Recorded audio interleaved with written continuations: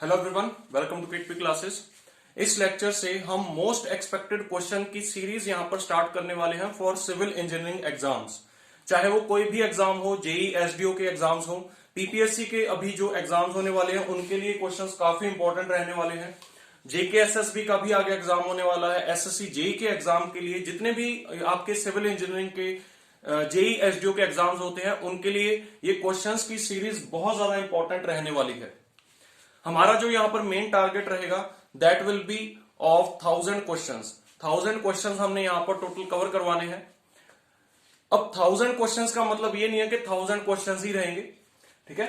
Actually यहां पर क्या होने वाला है, हम 1000 स्टेटमेंट्स कवर करने वाले हैं, बट उन 1000 स्टेटमेंट्स में आपके लगभग 3000 क्वेश्चंस मतलब अप्रोक्सीमेटली 3000 क्वेश्चंस आपके कवर होने वाले हैं। तो आप ये मान सकते हैं कि एक क्वेश्चन से हम यहां पर मिनिमम से मिनिमम 2 और क्वेश्चंस निकालने की कोशिश करेंगे, ठीक है। तो अगर आप यहां पर एक क्वेश्चन सॉल्व करते हैं तो एक क्वेश्चन से आपके मिनिमम 2 क्वेश्चंस और सॉल्व होंगे, ठीक है, क्लियर। तो 1000 क्वेश्चंस का मतलब यहां पर यह है कि आपके 3000 क्वेश्चंस कवर होने वाले हैं। और अगर आप इन 3000 क्वेश्चंस को प्रॉपरली स्टडी करके जाते हैं एग्जाम में, ठीक है, then there will be a very great probability कि आप एग्जाम में सिलेक्ट हो जाएं, ठीक है, क्लियर। सो देखिए एक चीज और जो यहां पर मैं आपको बताना चाहता हूं, यहां पर हमने जितने भी क्वेश्चंस लिए हैं ये सभी क्वेश्चंस या तो मतलब एग्जाम में आने की पूरे चांसेस हैं, या फिर ये क्वेश्चंस पिछले जो एग्जाम्स हुए हैं उनमें ये क्वेश्चंस आ चुके हैं। हमने यहां पर ये जो क्वेश्चंस लिए हैं they are from means variety of exams, ठीक है। कुछ क्वेश्चंस हमारे गेट से भी रहेंगे, कुछ क्वेश्चंस हमारे इंजीनियरिंग सर्विसेज से भी रहेंगे, कुछ क्वेश्चंस हमने ऐसे भी लिए हैं जो कि पीएसयूज के एग्जाम्स में आए हुए हैं, ठीक है, जैसे डीआरडीओ, इसरो और भी बहुत सारे जो पीएसयूज हैं उनके उनमें जो यहां पर क्वेश्चंस पूछे जा चुके हैं, उनके एग्जाम्स में जो क्वेश्चंस पूछे जा चुके हैं उनमें से भी हमने बहुत सारे क्वेश्चंस यहां पर लिए हैं, ठीक है। सो अगर आप यहां पर सोच रहे हैं कि आपका इन क्वेश्चंस को देखने के बाद सिर्फ जेई एसडीओ के एग्जाम के लिए ही बेनिफिट होने वाला है, तो ये आप गलत सोच रहे हैं। इन क्वेश्चंस को कवर करने के बाद आपके लगभग हर एक एग्जाम में बैठने की जो एबिलिटी है या हर एक एग्जाम में क्वेश्चन सॉल्व करने की एबिलिटी जो है दैट विल गेट एनहांस्ड, ठीक है। सो चाहे आप किसी भी पीएसयू के एग्जाम में बैठ रहे हैं, चाहे आप किसी भी स्टेट के एग्जाम में बैठ रहे हैं, चाहे आप यहां पर गेट या ईएस के एग्जाम में भी बैठ रहे हैं, तो वहां पर भी आपको ये वाले क्वेश्चंस काफी हेल्पफुल रहने वाले हैं, ठीक है।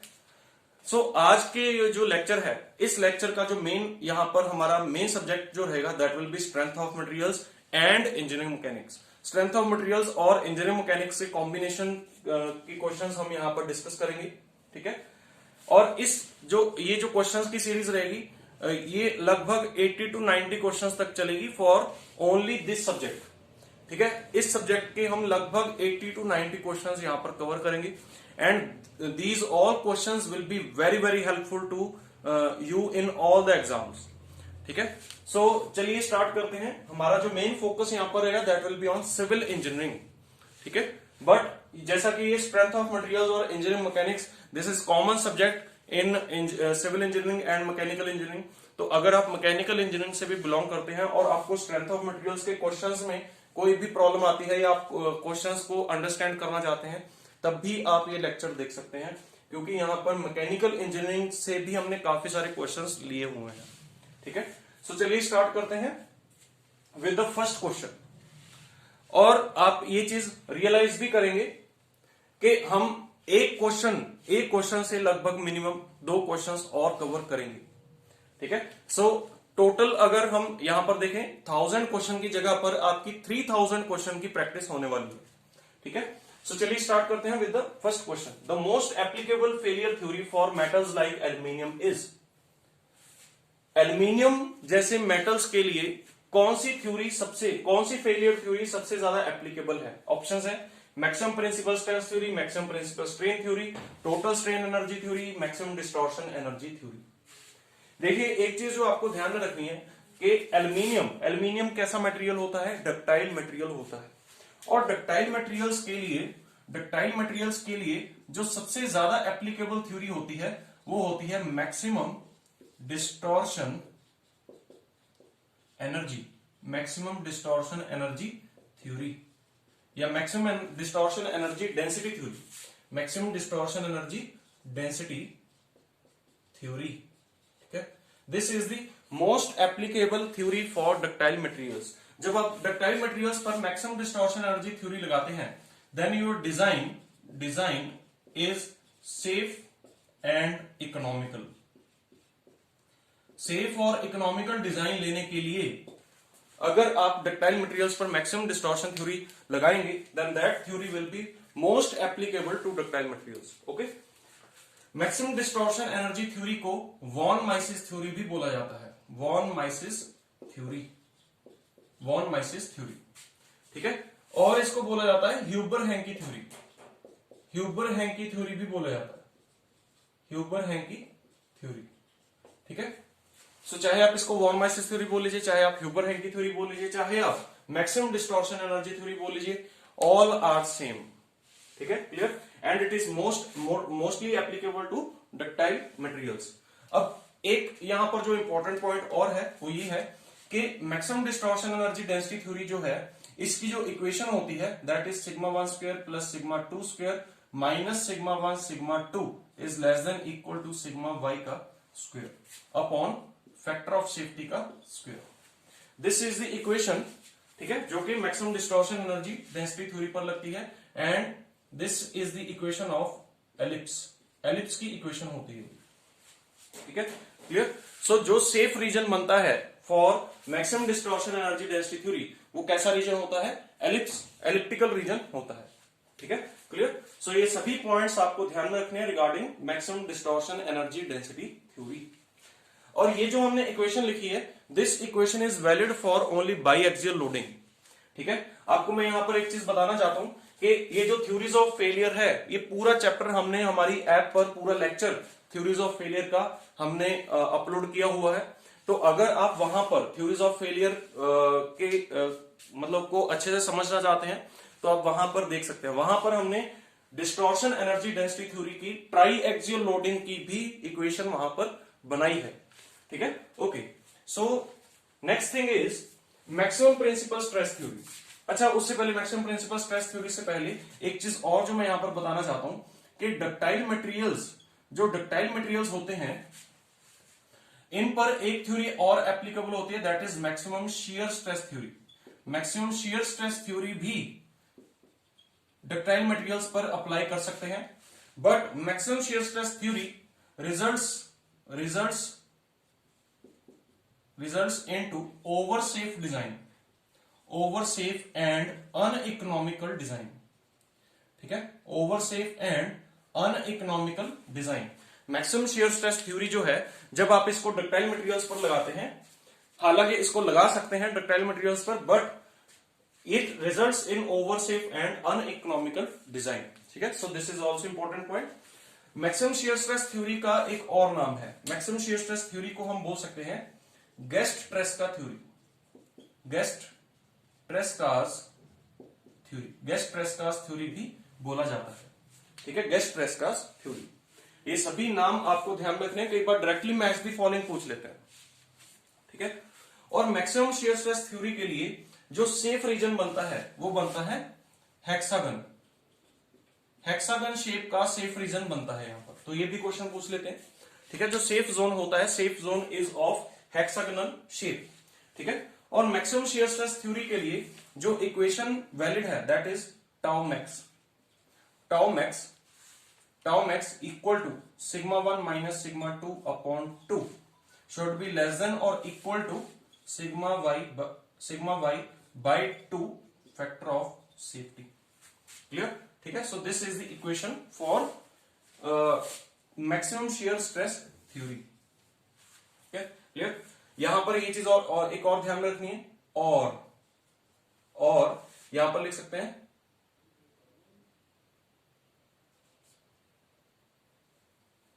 सिग्मा 1 बाय 2, ये भी लिख सकते हैं। Clear? Okay, so this is the equation for maximum shear stress theory. ठीक है, तो और ये जो इक्वेशन बनती है इसको यूज करके हम यहां पर जो सेफ रीजन बनाते हैं वो कैसा बनता है, हेक्सागन शेप बनती है। ओके, नेक्स्ट थिंग इज, अब देखिए maximum principal stress theory, maximum principal stress theory, maximum principal stress theory. Maximum principal stress theory की जब हम बात करते हैं then it is mostly applicable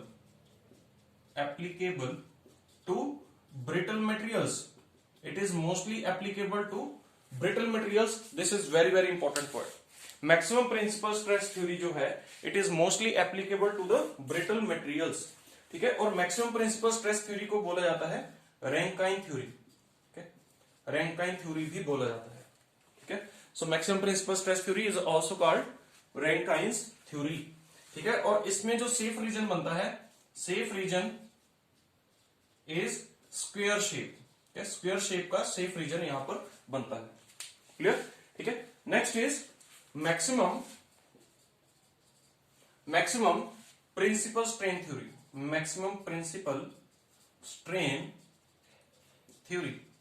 Maximum principal strain theory is also called Saint-Venant theory, Saint-Venant's theory, Saint-Venant's theory भी इसको बोला जाता है।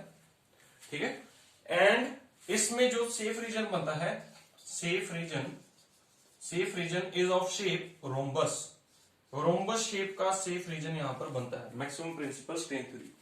इन सभी थ्योरीज के लिए हमने इक्वेशंस जो है वो हमने पूरी डिराइव की हुई है इन आवर लेक्चर्स। ठीक है, तो आप हमारे लेक्चर्स देख सकते हैं जो हमारी ऐप पर अपलोड हुए हैं। ठीक है, so this is maximum principal strain theory, और इसके लिए जो रीजन बनता है दैट इज रोम्बस। ठीक है, मैक्सिमम प्रिंसिपल स्ट्रेस थ्योरी के लिए कैसा बनता है, square. Maximum shear stress theory के लिए कैसा बनता है, hexagon. And maximum distortion energy density theory के लिए कैसा बनता है, एलिप्स बनता है। ठीक है, और एक थ्योरी जो हमारे पास और है वो है maximum strain energy density theory, maximum strain energy density theory, maximum strain energy density theory. Clear? तो maximum strain energy density theory को हेग्स थ्योरी भी बोला जाता है, हेग्स थ्योरी, हेग्स थ्योरी भी बोला जाता है। सभी नाम आपको ध्यान में रखने हैं, ये नाम बहुत बार पूछे जाते हैं एग्जाम में। ठीक है, तो हेग्स थ्योरी भी बोला जाता है मैक्सिमम स्ट्रेन एनर्जी थ्योरी को, और इसके लिए जो सेफ रीजन बनता है, safe region is of ellipse, ellipse ही बनता है। ठीक है, क्लियर? और इसके लिए जो इक्वेशन होती है that is sigma 1 square plus sigma 2 square minus 2 mu sigma 1 sigma 2 is less than equal to sigma y का square upon factor of safety का स्क्वायर। ठीक है, so this is the equation for maximum strain energy density theory या फिर हेग्स theory. तो देखिए हमने एक ही क्वेश्चन से बहुत सारे क्वेश्चंस यहां पर डिस्कस कर लिए।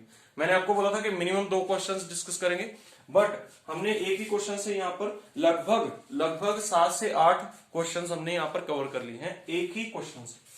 ठीक है, क्लियर? सो ये सब चीजें आपको ध्यान में रखनी है, these are very very important regarding the theories of failure. और इस क्वेश्चन का करेक्ट आंसर क्या होगा, इस क्वेश्चन का करेक्ट आंसर होगा मैक्सिमम डिस्टॉर्शन एनर्जी थ्योरी। क्यों? क्योंकि डक्टाइल मटेरियल्स पर सबसे ज्यादा एप्लीकेबल होने वाली थ्योरी कौन सी है, maximum distortion energy density theory. Clear? Okay, now next question, next question पढ़िए एक बार।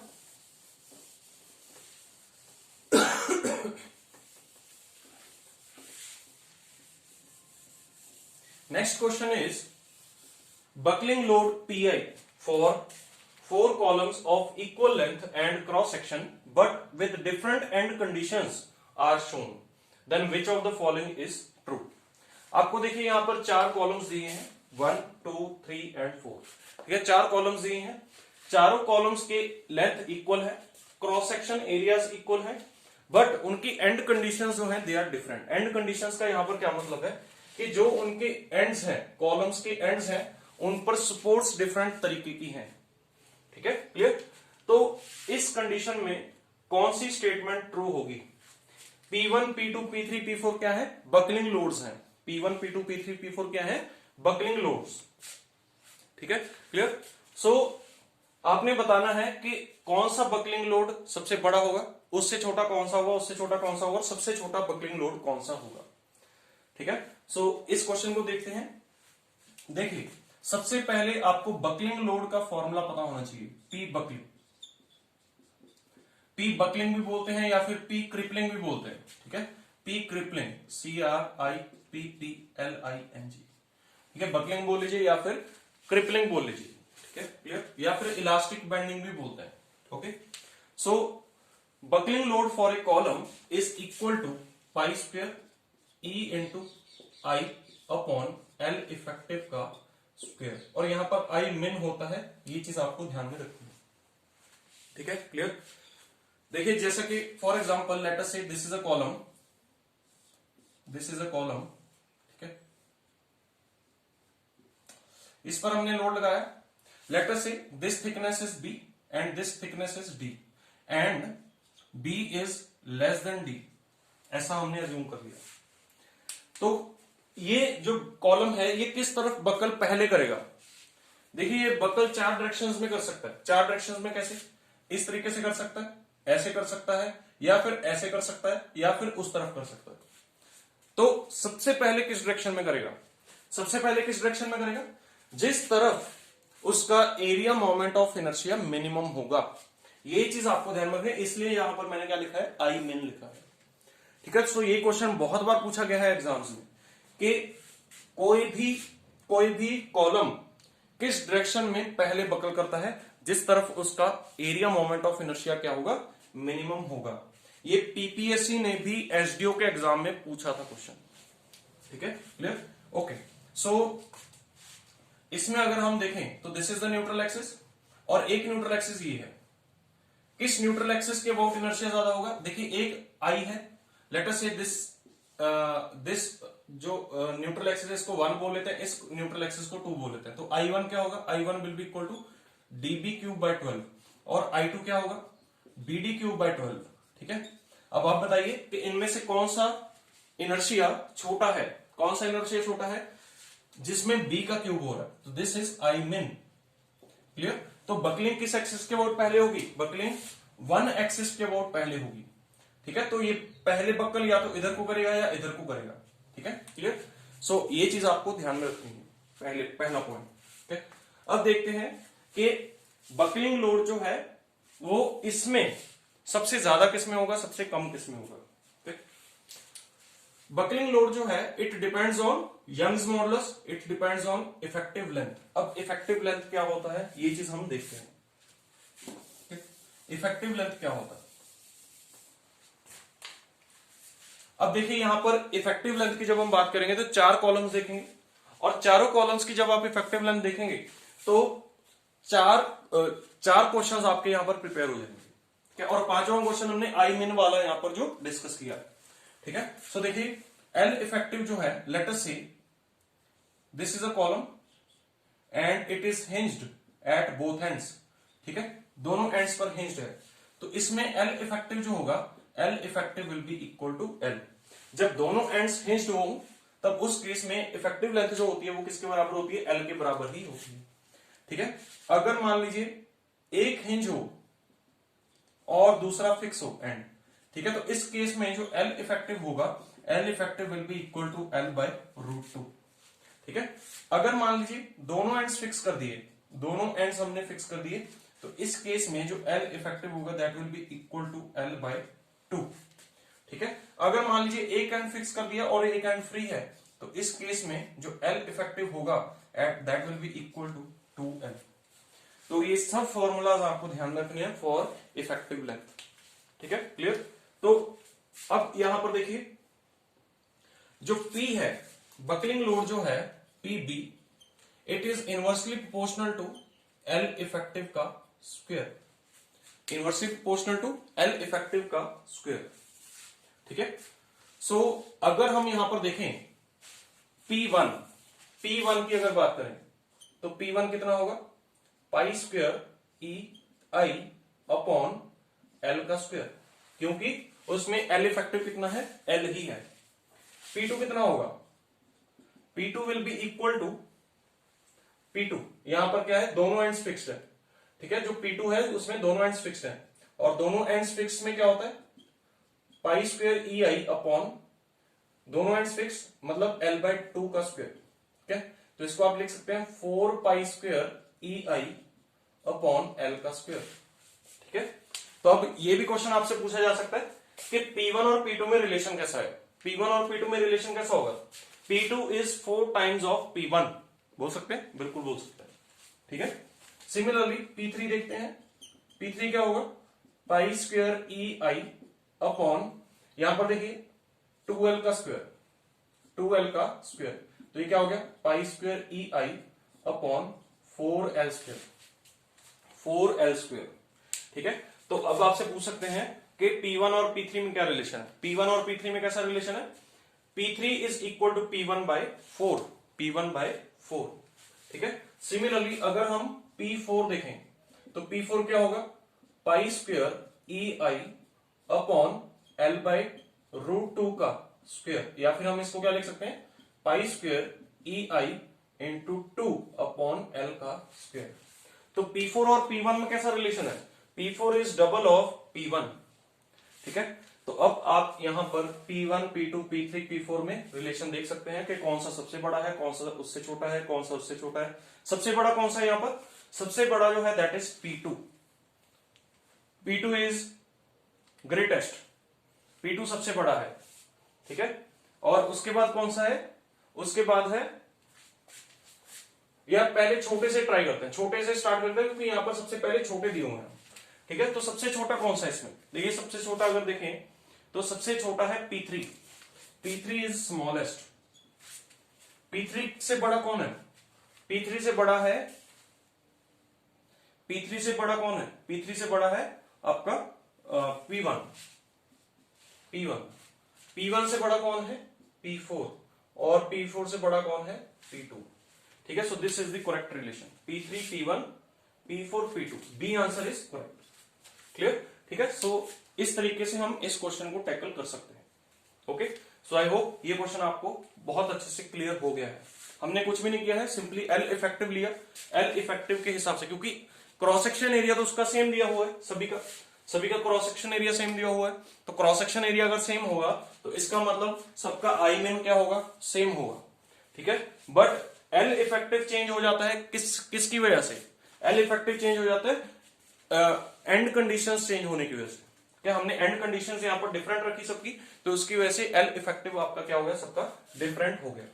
ठीक है, सो अब देखते हैं next question. Next question is modulus of resilience for below material is. इसके लिए मॉडुलस ऑफ रेजिलेंस क्या होगा। सबसे पहले तो आपको एक चीज जो ध्यान में रखनी है, रेजिलेंस क्या होता है। ठीक है, रेजिलेंस क्या होता है, रेजिलेंस देखिए यहां पर लिखा है रेजिलेंस। ठीक है, तो यहां पर भी इसकी स्टेटमेंट एक बार आएगी। ठीक है, रेजिलेंस होता है simply the strain energy. Resilience क्या होता है, स्ट्रेन एनर्जी होता है। जब भी हम किसी भी बॉडी को डिफॉर्म करते हैं within its elastic limit, ये चीज आपको ध्यान रखनी है, जब भी किसी बॉडी को डिफॉर्म करते हैं within its elastic limit, तो जो आपने उस पर वर्क किया है to deform the body, that work is stored in that body in form of a energy, और उस एनर्जी को हम क्या बोलते हैं, स्ट्रेन एनर्जी बोलते हैं। And that strain energy helps the body to recover its original shape and size when the body is unloaded. ठीक है, क्लियर, और उसी स्ट्रेन एनर्जी को हम क्या बोलते हैं, रेजिलेंस भी बोलते हैं।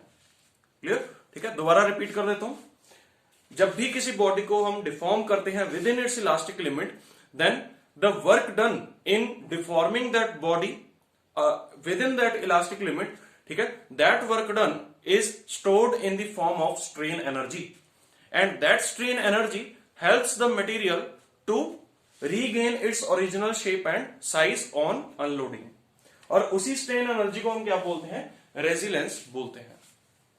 ठीक है, क्लियर। एक टर्म होती है यहां पर प्रूफ रेजिलेंस। प्रूफ रेजिलेंस क्या होता है, the maximum value of resilience. Proof resilience is maximum value of resilience, या फिर आप बोल सकते हैं maximum value of strain energy. और maximum value of strain energy जो होता है वो स्टोर होता है एट इलास्टिक लिमिट। तो अगर हम बोले कि strain energy stored at elastic limit, तो वो क्या बन जाता है, प्रूफ रेजिलेंस बन जाता है। ठीक है, और इलास्टिक लिमिट यहां पर कौन सी दिख रही है, इलास्टिक लिमिट यहां पर ये वाली दिख रही है। देखिए इस पॉइंट के बाद उसमें स्ट्रेन हार्डनिंग रीजन स्टार्ट हो गया। तो यहां तक लीनियरली प्रोपोर्शनल चल रहा था स्ट्रेस और स्ट्रेन। ठीक है, और इस पॉइंट तक क्या हो गया, इसका मतलब भी इलास्टिक लिमिट हो गया है। ठीक है, क्लियर। और उसके बाद ये क्या आ गया, उसका स्ट्रेन हार्डनिंग रीजन आ गया। ठीक है, and this is it's plastic zone. ये क्या है, प्लास्टिक जोन है। ओके, सो जब हम प्रूफ रेजिलेंस की बात करते हैं, तो प्रूफ रेजिलेंस पर unit volume is called modulus of resilience. Proof resilience पर unit volume is called modulus of resilience. ठीक है, और जब हम स्ट्रेन एनर्जी की बात करते हैं या रेजिलेंस की बात करते हैं, तो resilience is equal to area under stress strain diagram. Resilience, देखिए let us say this is the stress strain diagram, this is the elastic limit. ठीक है, मान लीजिए आपने लोडिंग यहां तक लोडिंग की, this is strain, this is stress. ठीक है, तो यहां पर जो स्ट्रेन एनर्जी स्टोर होगा, स्ट्रेन एनर्जी क्या होगा, area under stress strain diagram up to the loaded point, जहां तक लोड किया है, अगर loading within the elastic limit. ठीक है, तो वो क्या होगा, half into stress into strain. और ये क्या है, strain energy per unit volume. Strain energy per unit volume क्या होगा, half into stress into strain. अगर हम स्ट्रेन एनर्जी मैक्सिमम देखें पर यूनिट वॉल्यूम, ठीक है, तो वो क्या होगा, half into sigma elastic into epsilon elastic. Sigma elastic into epsilon elastic, मतलब मैक्सिमम स्ट्रेन एनर्जी कब स्टोर होगी, जब उसको हम इलास्टिक लिमिट तक ले जाएंगे। ठीक है, तो अगर यहां तक लोडिंग करते हैं, तो यहां तक लोडिंग करने पे जो आपकी स्ट्रेन एनर्जी स्टोर होगी वो इतनी होगी। ठीक है, so half into sigma elastic into strain elastic, और यही आपका क्या होगा, यूमैक्स पर यूनिट वॉल्यूम। और यूमैक्स क्या होता है, प्रूफ रेजिलेंस होता है। तो प्रूफ रेजिलेंस पर यूनिट वॉल्यूम क्या होगा, मॉडुलस ऑफ रेजिलेंस। ठीक है, तो मॉडुलस ऑफ रेजिलेंस क्या होगा, maximum strain energy per unit volume. और उसका फॉर्मूला हमारे पास ये रहा। इस फॉर्मूला से अब हम यहां पर इस क्वेश्चन को सॉल्व कर सकते हैं। ये है इलास्टिक लिमिट, और यहां तक स्ट्रेस स्ट्रेन डायग्राम का एरिया क्या होगा, half into sigma elastic into epsilon elastic. तो हाफ इंटू सिग्मा इलास्टिक कितना है, इस पॉइंट तक 200। ठीक है, इंटू, देखिए ये 200 जो स्ट्रेस दिया है, इट इज इन न्यूटन पर एमएम स्क्वायर। न्यूटन पर एमएम स्क्वायर में स्ट्रेस दिया है, स्ट्रेस जो दिया है वो न्यूटन पर एमएम स्क्वायर में दिया है, और ऑप्शंस में kilo newton per metre square पूछा है। ठीक है, तो इसको हम कन्वर्ट कर सकते हैं into Newton per metre square, ये है मेगा पास्कल। तो इसको हम लिख सकते हैं 1000 किलो पास्कल, और 1000 किलो पास्कल क्या होगा, kilo newton per metre square. ठीक है, तो इसको हम 1000 से मल्टीप्लाई करेंगे आपको। This is sigma elastic into epsilon elastic. Epsilon elastic क्या है, 0.001। इसको सॉल्व करने के बाद जो आपके पास आंसर आएगा, that will be equal to 100 kilo newton per metre square. So this will be your correct answer, 100 kilo newton per metre square. Clear. तो ये तो था मॉडुलस ऑफ रेजिलेंस, ये है मॉडुलस ऑफ रेजिलेंस जो हमने यहां पर कैलकुलेट किया है। ठीक है, मॉडुलस ऑफ रेजिलेंस का आपको सिंपल सा पॉइंट जो ध्यान में रखना है कि area of stress strain diagram up to elastic limit, that is called the modulus of resilience. ठीक है, clear, up to elastic limit. ठीक है, अब अगर आपसे क्वेश्चन पूछा गया होता कि what is modulus of toughness, अगर पूछा गया होता modulus of toughness,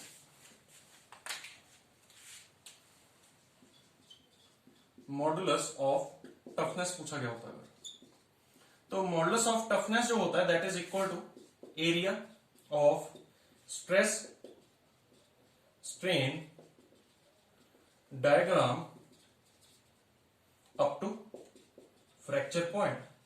fracture point तक अगर आप स्ट्रेस स्ट्रेन डायग्राम का एरिया कैलकुलेट कर लें, तो that will become modulus of toughness. ठीक है, तो अगर इस डायग्राम में, पूरी डायग्राम के अंदर एरिया आप कैलकुलेट कर लो, तो वो क्या आएगा, मॉडुलस ऑफ टफनेस होगा। ठीक है, क्लियर। और टफनेस को हम और भी किस तरीके से डिफाइन करते हैं, हम बोलते हैं कि it is ability of a material to store energy up to fracture point, उसको हम टफनेस बोलते हैं। ठीक है, तो इसीलिए यहां पर फ्रैक्चर पॉइंट तक एरिया हम लेते हैं। ठीक है, clear. So this is also an important point, ध्यान में रखना है कि ये क्वेश्चन बहुत बार पूछा जाता है एग्जाम में। ठीक है, okay, next question. Next question is governing differential equation for small deflection of elastic beam. Governing differential equation for small deflection of elastic beam is given by, ठीक है, हमने डिफ्लेक्शन के लिए डिफरेंशियल इक्वेशन बतानी है कि इनमें से कौन सी करेक्ट है। ठीक है, तो देखिए हमने डबल इंटीग्रेशन मेथड पढ़ा है, डबल इंटीग्रेशन मेथड या मैकॉलेज मेथड भी हमने पढ़ा है। ठीक है, डबल इंटीग्रेशन मेथड किसके लिए यूज होता है, डिफ्लेक्शन फाइंड करने के लिए यूज होता है। मैकॉलेज मेथड किसके लिए यूज होता है, डिफ्लेक्शन फाइंड करने के लिए यूज होता है, बीम। ठीक है, late us say this is a beam, ठीक है, दिस इज अ बीम और दिस इज एक्स डायरेक्शन, ये एक्स डायरेक्शन है और इसमें डिफ्लेक्शन हुई कुछ इस तरीके से ड्यू टू सम लोड, कोई भी लोड है, उस लोड की वजह से यहां पर डिफ्लेक्शन जो हुई वो इस तरीके से हुई। ठीक है, so this thing is Y. Clear, ये क्या है, वाई है। सो वाई जो है वो वाई एक्स के साथ चेंज हो रहा है। देखिए जब x इज इक्वल टू 0 है तो y की वैल्यू 0 है, जैसे जैसे x बढ़ रहा है वैसे वैसे y भी बढ़ रहा है। ठीक है, यहां पर y कितना है, यहां पर y ये है, यहां पर y ये है, यहां पर y ये हो गया, यहां पर y ये हो गया। ठीक है, तो इस तरीके से y में चेंज हो रहा है। ठीक है, क्लियर। तो जब हम डबल इंटीग्रेशन मेथड और मैकॉलेज मेथड यूज करते हैं तो वहां पर हम एक इक्वेशन अप्लाई करते हैं, that is D square Y by D x square is equal to 1 upon R. D square Y by D x square is equal to 1 upon R, और आर क्या होता है, m अपॉन ई आई या mx upon E I. Clear, mx क्या है, bending moment at any distance x। Clear, bending moment at any point x, ठीक है, from the reference point. ठीक है, सो ये इक्वेशन होती है डिफ्लेक्शन फाइंड करने के लिए जब हम डबल इंटीग्रेशन मेथड और मैकॉलेज मेथड यूज करते हैं, तो इस इक्वेशन से हम डिफ्लेक्शन फाइंड करते हैं। तो यहां से हमें ये चीज क्लियर हो रही है कि दिस इक्वेशन इज करेक्ट, ये इक्वेशन क्या है, करेक्ट है, ए पॉइंट इज करेक्ट।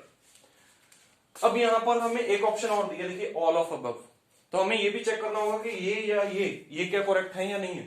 ठीक है, सो देखिए हमें ये पता है जब हम बेंडिंग मोमेंट और शियर फोर्स डायग्राम्स ड्रॉ करते हैं तो वहां पर हम एक इक्वेशन डिस्कस करते हैं, दैट इज दिस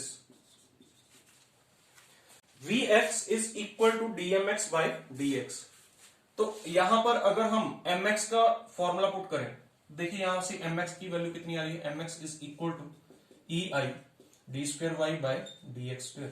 ठीक है, तो ये इक्वेशन यहां पर लेके आइए, क्या बनेगा, d by D x of e I D square Y by D x square. ठीक है, या फिर इसको लिख सकते हैं e I d cube Y by D x cube.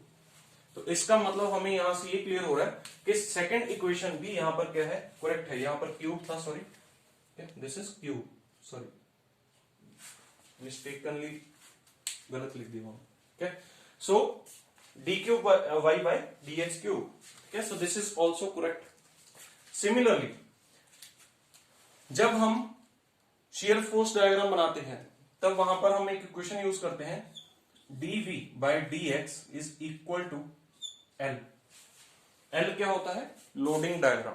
ठीक है, लोडिंग डायग्राम में कैसा वेरिएशन हो रहा है, ठीक है, तो वो किस पे डिपेंड करता है, slope of the shear force diagram पे डिपेंड करता है। ठीक है, तो यहां से हम देख सकते हैं एल को आप क्यू एक्स भी लिख सकते हैं, कोई प्रॉब्लम नहीं है। Clear, q x is called the intensity of loading. ठीक है, intensity of loading. Okay, so इसको हम लिख सकते हैं, देखिए d by D x of e I d cube Y by D x cube. Clear, तो इसको सॉल्व करने के बाद क्या आएगा, e I d four y by D x की पावर 4। क्या this will be equal to q x. ठीक है, सो ये इक्वेशन भी क्या है, करेक्ट है। तो इसका मतलब इसका करेक्ट आंसर क्या होगा, all of the above. All of the above is the correct answer. Okay, so इस तरीके से हम इस क्वेश्चन को सॉल्व कर सकते हैं। Next question, okay, next question is question number 5। A point P moves along the path this. What is the displacement when the point moves from x is equal to 1 to x is equal to 3? ठीक है, तो देखिए ये engineering mechanics का question है। इसमें आपसे simply displacement पूछिए कि डिस्प्लेसमेंट कितनी होगी जब वो point x is equal to 1 to x is equal to 3 तक मूव करेगा और आपको पाथ गिवन है। ठीक है, तो लेट अस सी कि this is x, this is y। ठीक है, कुछ भी पाथ एज्यूम कर सकते हैं हम। Late us say this is the path. अब यहां पर आपको दो पॉइंट्स गिवन है, this is x is equal to 1 and this is x is equal to 3। ठीक है, तो x इज इक्वल टू 1 पर आप यहां पर होंगे, जब x इज इक्वल टू 3 है तो पॉइंट यहां पर होगा। ठीक है, सो आपसे पूछा गया है कि जब a से b तक पॉइंट मूव करेगा तो वहां पर उसकी डिस्प्लेसमेंट कितनी होगी, और डिस्प्लेसमेंट जो होता है that is the shortest path. Displacement क्या होता है, शॉर्टेस्ट पाथ होता है। ठीक है, जब भी आपको दो पॉइंट्स के बीच में शॉर्टेस्ट पाथ कैलकुलेट करना होता है तो उसका आपके पास बहुत सिंपल सा एक फॉर्मूला है, वो क्या है, s is equal to x2 minus x1 का होल का square plus y2 minus y1 का होल का स्क्वायर। अगर मान लीजिए यहां पर थर्ड कोऑर्डिनेट भी दिया होता पॉइंट्स का, तब आप यहां पर क्या करते, z2 माइनस z1 का होल का स्क्वायर। ठीक है, सो इसको सॉल्व करना हमें, इसको सॉल्व करने के बाद आपके पास s आ जाएगा which is displacement from a to b। तो x2 कितना है 3 माइनस x1 कितना है 1 का स्क्वायर प्लस y2 कितना है, y2 क्या होगा, x की वैल्यू जब x1 होगी तो y की वैल्यू क्या होगी y1, तो y1 is equal to x1 का स्क्वायर माइनस 4। x1 कितना है, x1 इज 1 का square minus 4 equal to minus 3। ठीक है, सो ये आ गई आपकी y1 की वैल्यू, और y2 की वैल्यू क्या होगी, x2 का स्क्वायर माइनस 4। ठीक है, x2 कितना है 2, सॉरी x2 इज 3 का square minus 4 is equal to 5। ठीक है, तो y2 की वैल्यू क्या है 5 माइनस x2 की सॉरी y1 की वैल्यू क्या है माइनस 3 का होल का स्क्वायर, तो ये आएगा 4 प्लस 8 का स्क्वायर 64, तो this is under root 68 and it becomes 8.24। ठीक है, so this is your correct answer 8.24। ठीक है, अब जिस प्रकार से ऑप्शंस है तो ऑप्शंस से ये तो पता चलता है कि ए ऑप्शन ही है यहाँ पर जो करेक्ट है। ठीक है, ए ऑप्शन में ही 8.24 आ रहा है। ठीक है, बट मान लीजिए कोई एक ऐसी ऑप्शन और होती यहां पर मान लीजिए 8.24 लिखा होता, तो अब क्या करते। ठीक है, तो अब यहां पर आपके पास दो ऑप्शंस करेक्ट है, बट सॉरी दो ऑप्शंस में 8.24 आ रहा है, बट साथ में लिखा है at the rate tan inverse 4, at the rate tan inverse 1। इसका क्या मतलब है, इसका मतलब सिंपल सा है, आपसे डायरेक्शन पूछी गई है। ठीक है, डायरेक्शन भी पूछी गई है, तो हमें यहां पर डायरेक्शन निकालनी है। डायरेक्शन निकालने के लिए हम क्या करते हैं, स्लोप निकालते हैं। ठीक है, स्लोप निकालते हैं, तो स्लोप क्या होगा, देखिए tan ऑफ यहां हम ऐसा लिख सकते हैं थीटा, किस डायरेक्शन में आप मूव कर रहे हैं, थीटा डायरेक्शन में मूव कर रहे हैं हॉरिजॉन्टल से, एंड थीटा या tan theta is equal to क्या होता है, dy बाय dx होता है। तो अगर हम थीटा देखें तो थीटा क्या होगा, tan inverse dy by dx। ठीक है, क्लियर, और tan इनवर्स dy को क्या लिख सकते हैं, change in y, change in y कितना है y2 माइनस y1, और अपॉन चेंज इन x कितना है x2 माइनस x1। एक चीज जो आपको यहां पर ध्यान में रखनी है वो ये है कि जब भी हम चेंज लिखते हैं तो फाइनल माइनस इनिशियल ही लिखते हैं हमेशा, तो इसलिए y2 minus y1 x2 minus x1।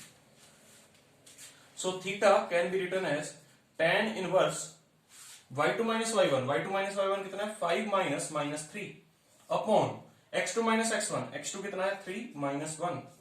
ठीक है, सो ये आएगा tan इनवर्स 8 अपॉन 2 या tan इनवर्स 4। ठीक है, सो करेक्ट आंसर कौन सा होगा, a. So A option is the correct answer. तो इस तरीके से हम डिस्प्लेसमेंट भी कैलकुलेट कर सकते हैं और डायरेक्शन भी कैलकुलेट कर सकते हैं। It was purely the question of graphs का क्वेश्चन था। ठीक है, और ग्राफ्स हमने बहुत अच्छे से पहले डिस्कस किए हैं, हमारे लेक्चर्स अपलोडेड हैं ग्राफ्स के रिलेटेड। ठीक है, तो आप ग्राफ्स को देख सकते हैं बहुत प्रॉपरली। ठीक है, उसमें पूरा समझाया गया है कि किस तरीके से किसी भी ग्राफ का स्लोप कैलकुलेट करते हैं, कैसे चेक करते हैं कि ग्राफ का स्लोप इंक्रीजिंग है, डिक्रीजिंग है, ठीक है, या पॉजिटिव है या नेगेटिव है, ठीक है, तो वो सब चीजें वहां पर बताई गई। Okay, next thing, next question is the resultant of two forces acting at 60 degree is 7 Newton. Okay, तो आपको दो फोर्सेस का रिजल्टेंट दिया है, दो फोर्सेस 60 डिग्री पर एक्ट कर रही है। Late us say this is F1 force, this is F2 force, और उनके बीच में जो एंगल है वो 60 डिग्री है। देखिए एक रिप्रेजेंटेशन तो ऐसा है, ठीक है, अब क्या पता ये ऐसा हो। देखिए आपको कंफ्यूज करने के लिए डायग्राम ऐसे भी दी जा सकती है, या इस तरीके से। क्या ये करेक्ट डायग्राम है? नहीं, ये करेक्ट डायग्राम नहीं है।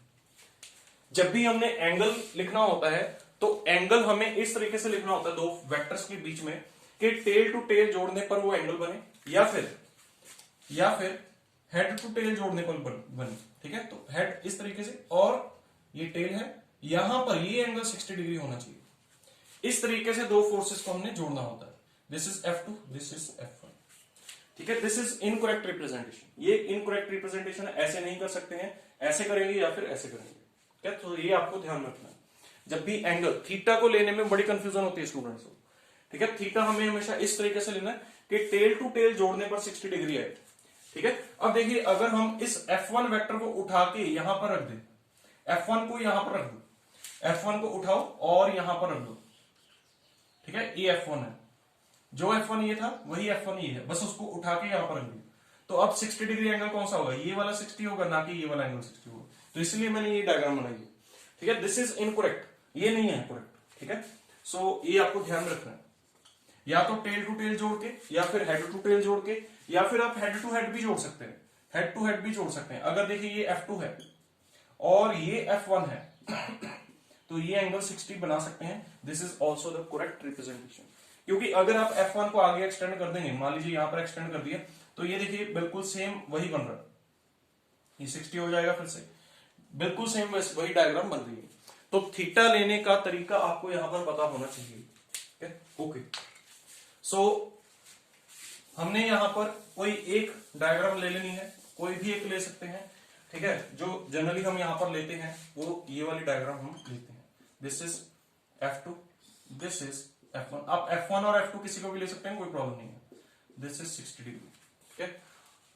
जब हम दो फोर्सेस को इस तरीके से अरेंज करते हैं कि एक का हेड दूसरी के टेल के साथ टच हो रहा है, ठीक है, तो इनको कंबाइन करके एक पॉलीगन जो बन सकता है, उस पॉलीगन को क्लोज करने वाला जो वेक्टर होगा, इस पॉलीगन को क्लोज कौन करेगा? वेक्टर, ये वाला वेक्टर क्लोज करेगा, देखिए। और जो क्लोज कर रहा होता है वेक्टर, उसी को हम क्या बोलते हैं? रिजल्टेंट बोलते हैं। और रिजल्टेंट वेक्टर की डायरेक्शन जो होनी चाहिए वो जो पॉलीगन का ऑर्डर चल रहा था उससे उल्टी होनी चाहिए, ठीक है। सो पॉलीगन का ऑर्डर ऐसा चल रहा था, तो रिजल्टेंट की डायरेक्शन उससे उल्टी होनी चाहिए, ठीक है। तो this will B resultant vector, okay. अब ये एंगल हमारा कितना है? 60 डिग्री है, ठीक है। This angle is 60 degree. So अब देखिए क्वेश्चन क्या है। The resultant of two forces acting at 60 degree is 7 newton. तो रिजल्टेंट अगर आपको पूछा जाए तो रिजल्टेंट क्या होगा? F1 का स्क्वायर प्लस F2 का square plus 2F1 F2 cos theta.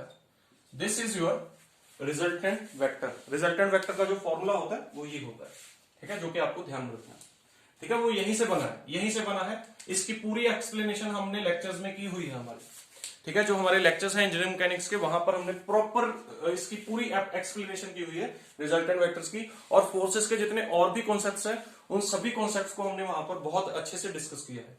Inertia के सभी कॉन्सेप्ट्स को हमने डिस्कस किया है, मोमेंट ऑफ इनर्शिया के सभी कॉन्सेप्ट्स को हमने डिस्कस किया है। तो वहां पर आप वो चीजें देख सकते हैं, ठीक है। सो देखिए F1 का स्क्वायर कितना होगा? F1 square is equal to, हमें नहीं पता है, प्लस F2 स्क्वायर भी नहीं पता है, प्लस 2F1 F2 cos 60 पता है हमें बस, ठीक है, cos 60 है। और यहां पर हमें 7 पता है, ठीक है। सो हम लिख सकते हैं 49 is equal to F1 square plus F2 square plus, देखिए अगर हम cos 60 देखें तो cos 60 कितना होता है? 1/2। तो 1/2 के साथ 2 कैंसिल हो जाएगा, तो यहां पर क्या बचेगा? F1 F2। सो ये आपके पास एक इक्वेशन बन गई है। अब दूसरी इक्वेशन देखिए, when acting at right angles is √34। जब मतलब जब दो फोर्सेस राइट एंगल पर एक्ट कर रही हैं तो उनका रिजल्टेंट क्या होगा 34। तो मतलब अगर F2 ऐसा है और F1 ऐसा है तो यहां पर उनके बीच में एंगल कितना हो गया 90 डिग्री, तो ये होगा उसका रिजल्टेंट।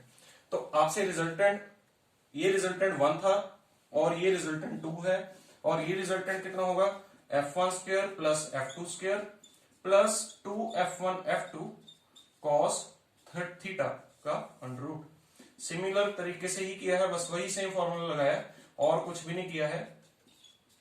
2F1 F2 cos 90 होगा यहां पर, ठीक है। तो इसको लिख सकते हैं F1 square plus F2 square, ठीक है। सो जो रिजल्टेंट है, रिजल्टेंट यहां पर कितना दिया है √34, √34 दिया है, ठीक है। तो √34 is equal to √F1 square plus F2 square. तो F1 square plus F2 square कितना आएगा, विल बी इक्वल टू 34, ठीक है। तो ये आपकी आ गई दूसरी क्वेश्चन। तो यहां पर देखिए ये जो सम है ये 34 के बराबर है, इसको पुट कर सकते हैं हम 1 में, तो क्या बनेगा 49 is equal to 34 plus F1 F2, ये बन जाएगा। तो यहां से F1 F2 कैलकुलेट कर सकते हैं, कितना आएगा 15 न्यूटन स्क्वायर, ठीक है। ये आ गया आपका F1 और F2 का वैल्यू, ये F1 और F2 का वैल्यू आ गया, ठीक है, क्लियर। सो एक इक्वेशन आपको ये पता है, ठीक है, एक इक्वेशन आपको ये पता है। अब यहां से आप क्या कर सकते हैं, इसका सॉल्यूशन निकाल सकते हैं इन दो इक्वेशंस को सॉल्व करने के बाद। कैसे निकालेंगे देखते हैं। देखिए अब आप दो चीजें कर सकते हैं, यहां पर दो चीजें क्या कर सकते हैं, जो ऑप्शंस है, ऑप्शंस में जो वैल्यूज गिवन है उनको यहां पर पुट करके देखिए, ऑप्शंस में जो वैल्यूज गिवन है उनको यहां पर पुट करके देखिए और चेक करिए कौन सा ऑप्शन करेक्ट बैठ रहा है। देखिए 25 और 9 पुट करते हैं, 25 और 9, 25 इंटू 9 क्या होता है, it is incorrect, 225 is incorrect, ठीक है। तो 225 इस इक्वेशन को मतलब सेटिस्फाई नहीं कर रहा। दूसरा देखते हैं 3 इंटू √5, 3 इंटू √5 भी सेटिस्फाई नहीं कर रहा। 3 इंटू 5 इसको सेटिस्फाई कर रहा है, और 3 इंटू 5 इसको भी सेटिस्फाई कर रहा है। देखिए 3 स्क्वायर प्लस 5 का square 9 plus 25 is equal to 34, तो ये दोनों को सेटिस्फाई कर रहा है। और ये देखिए √3 इंटू √5 क्या होगा, √3 इंटू √5 इज √15, जो कि इनकरेक्ट है, √15 इज ऑल्सो इनकरेक्ट। तो यहां पर एक ही ऑप्शन करेक्ट बन रहा है विच इज 3 and 5 न्यूटन, ठीक है।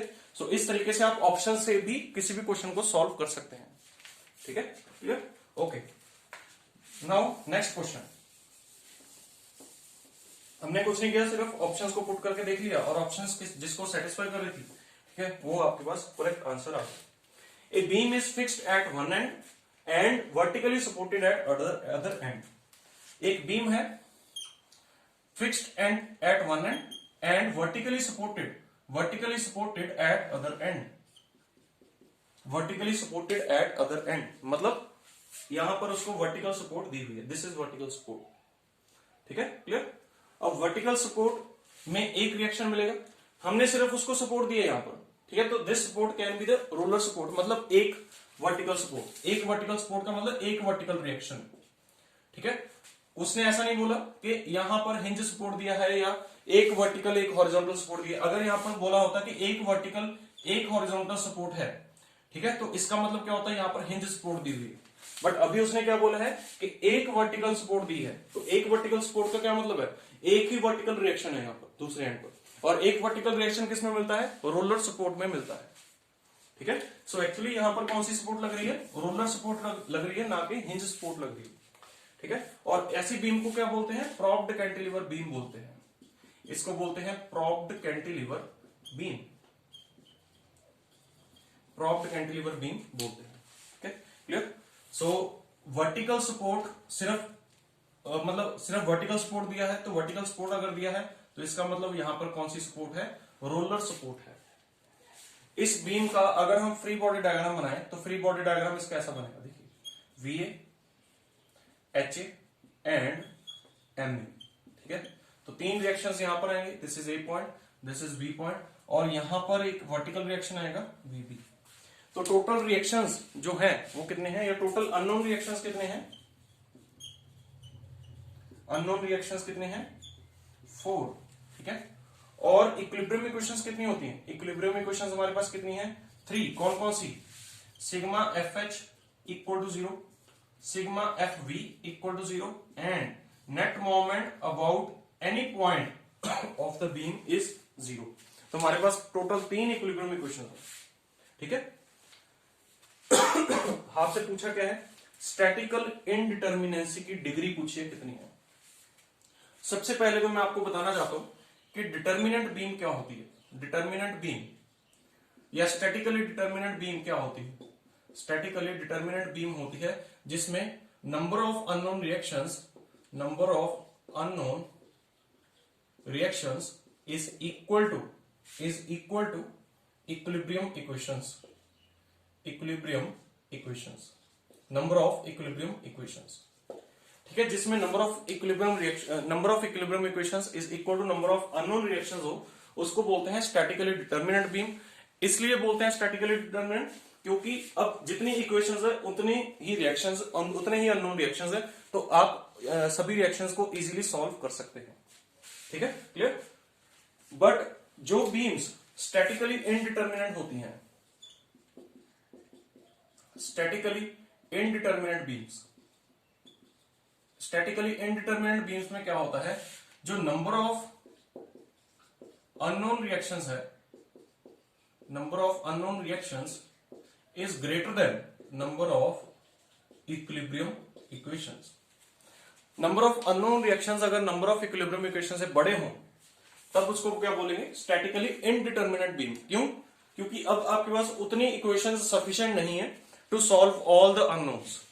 सभी अननोन्स को सॉल्व करने के लिए आपके पास इक्वेशंस का नंबर जो है दैट इज नॉट सफिशिएंट। ठीक है, तो उस केस में उसको क्या बोलते हैं? स्टैटिकली इनडिटर्मिनेट बीम बोलते हैं। ठीक है, और डिग्री जब आपसे पूछी जाए कि डिग्री ऑफ इनडिटर्मिनेंसी जो होता है that is equal to number of unknown reactions minus number of equilibrium equations. ठीक है, क्लियर। डिग्री ऑफ इनडिटर्मिनेंसी क्या होगा? Number of unknown reactions minus number of equilibrium equations. ठीक है, so this will be the degree of indeterminacy.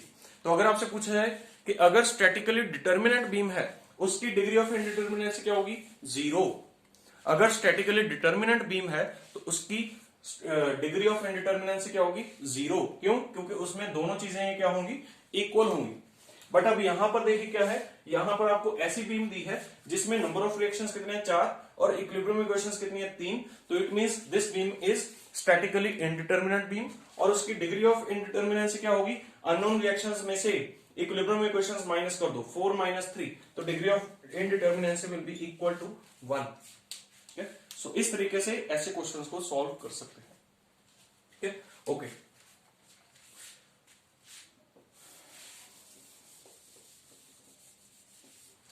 अच्छा, एक चीज और यहां पर मैं आपको बताना चाहता हूं कि अगर हम इंटरनल हिंज लगा दें, internal hinge in a beam, ठीक है, internal hinge in a beam या one internal hinge in a beam increase, ठीक है, increase number of equilibrium equations by 1। ठीक है, जब आप किसी भी बीम में एक इंटरनल हिंज बढ़ा देते हैं तो उससे इक्विलिब्रियम इक्वेशंस भी बढ़ जाती है। ठीक है, एक इंटरनल हिंज से एक इक्विलिब्रियम इक्वेशन बढ़ेगी, 2 इंटरनल हिंज से 2 इक्विलिब्रियम इक्वेशंस बढ़ेंगी। ठीक है, क्लियर। तो उससे क्या होगा फिर? उससे अगर मान लीजिए यहां पर एक इंटरनल हिंज लगा दें, लेट अस से इसमें हमने एक इंटरनल हिंज लगा दी यहां पर, this is an internal hinge. तो इससे अब क्या हुआ? आपकी नंबर ऑफ इक्विलिब्रियम इक्वेशंस क्या हो गई हैं? बढ़ गई हैं। ठीक है, कितनी बढ़ गई? एक इंटरनल हिंज है तो एक इक्विलिब्रियम इक्वेशन भी बढ़ गई। तो अब इस केस में अननोन रिएक्शंस कितने हैं? 4 और इक्विलिब्रियम इक्वेशंस कितनी हुई? 3 पहले थी, एक इंटरनल हिंज की वजह से आ गई, तो total in number of equilibrium equations भी कितनी होगी? 4 होगी। ठीक है, तो ये केस जो है, अब ये केस कैसा बन गया है? Statically determinant case. ठीक है, स्टैटिकली डिटर्मिनेंट केस बन गया है। ठीक है, ओके। सो इंटरनल हिंजेस हम लगा सकते हैं, ठीक है, to make the beam statically determinate. ठीक है,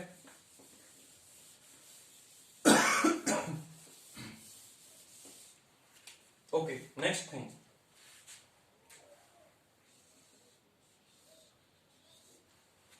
match the following. Match the following, आपको यहां पर 5 टर्म्स दी हैं और पांचों में आपको बताना है कि कौन सी डेफिनेशन किसकी है। ठीक है, तो सबसे पहले देखते हैं ability of a material to return to original shape on unloading. बहुत इजी है, ये किसकी डेफिनेशन होती है? किसी भी मटेरियल की एबिलिटी टू रिटर्न या regain its original shape and size upon unloading is called elasticity. तो इसका आंसर क्या करेक्ट आएगा? डी, या डी का आंसर पहला क्या आएगा? 1। डी के लिए क्या आंसर आएगा? 1। उसके बाद capacity of a material to absorb certain energy elastically. Capacity of a material to absorb certain energy elastically, उसको क्या बोलते हैं? देखिए, मैंने आपको बताया था कि जब आप विद इन इलास्टिक लिमिट किसी भी मटेरियल को डिफॉर्म करते हैं तो वहां पर एक एनर्जी स्टोर होती है, उसको क्या बोलते हैं? स्ट्रेन एनर्जी बोलते हैं। और उसी स्ट्रेन एनर्जी को हम क्या बोलते हैं? रेजिलेंस भी बोलते हैं। तो अगर विद इन इलास्टिक लिमिट आपकी लोडिंग हुई है तो विद इन इलास्टिक लिमिट जो एनर्जी स्टोर होगी उसको क्या बोलेंगे हम? रेजिलेंस बोलेंगे। तो रेजिलेंस का करेक्ट ऑप्शन क्या आएगा? 2। रेजिलेंस का करेक्ट आंसर क्या आएगा? 2। Next is ability of a material to absorb energy without failure. देखिए, फिर से वही चीज आ गई, विदाउट फेलियर या विदाउट फ्रैक्चर। विदाउट फ्रैक्चर किसी भी मटेरियल की ability to absorb the energy क्या होता है? टफनेस होता है। तो this is 3। Next is resistance to elastic deformation. This is very very important. Elastic deformation के लिए जो रेजिस्टेंस होती है उसको बोलते हैं स्टिफनेस। स्टिफनेस बोलते हैं। जैसा हमने पढ़ा था एक्सियल स्टिफनेस। एक्सियल स्टिफनेस क्या होता है? Axial stiffness is EA। और फ्लेक्सुरल स्टिफनेस क्या होता है? फ्लेक्सुरल स्टिफनेस क्या होता है? EI। ठीक है, और टॉर्जनल स्टिफनेस क्या होता है? Torsional stiffness is GIP। ठीक है, और ये सभी स्टिफनेसेस क्या है? These are the resistance to elastic deformation. ये resistance to elastic deformation in axial direction है, ये resistance to elastic deformation in elastic deformation due to bending moment है। ठीक है, ये बोल सकते हैं दिस इज, या flexural stiffness is resistance to elastic deformation due to bending moment. ठीक है, और GIP या जिसको टॉर्जनल स्टिफनेस बोला है, it is the resistance to elastic deformation under torsion या अंडर ट्विस्टिंग मोमेंट। ठीक है, सो ये चीजें आपको ध्यान में रखनी है। ठीक है, सो यहां पर करेक्ट ऑप्शन कौन सा आएगा स्टिफनेस का? Resistance to elastic deformation. Next is failure of a material at loads less than at normal condition. This is very very important. जब load less than normal condition हो तब वहां पर जो फेलियर आता है उसको बोलते हैं फटीग। उसको बोलते हैं फटीग बोलते हैं। क्यों? ऐसा क्यों? देखिए, फटीग जो है, fatigue is the failure under cyclic loadings. जब साइक्लिक लोडिंग्स आती हैं तो वहां पर जो फेलियर होता है उसको हम क्या बोलते हैं? फटीग बोलते हैं। और साइक्लिक लोडिंग्स के लिए जो फेलियर स्ट्रेस माना जाता है that is the endurance limit. Endurance limit जो है, endurance limit, it is the maximum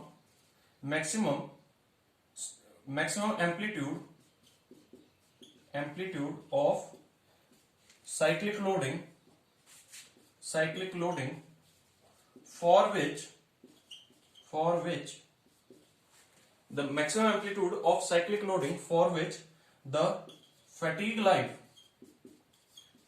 life is equal to 10 raised to power 6 cycles या 1 million cycles।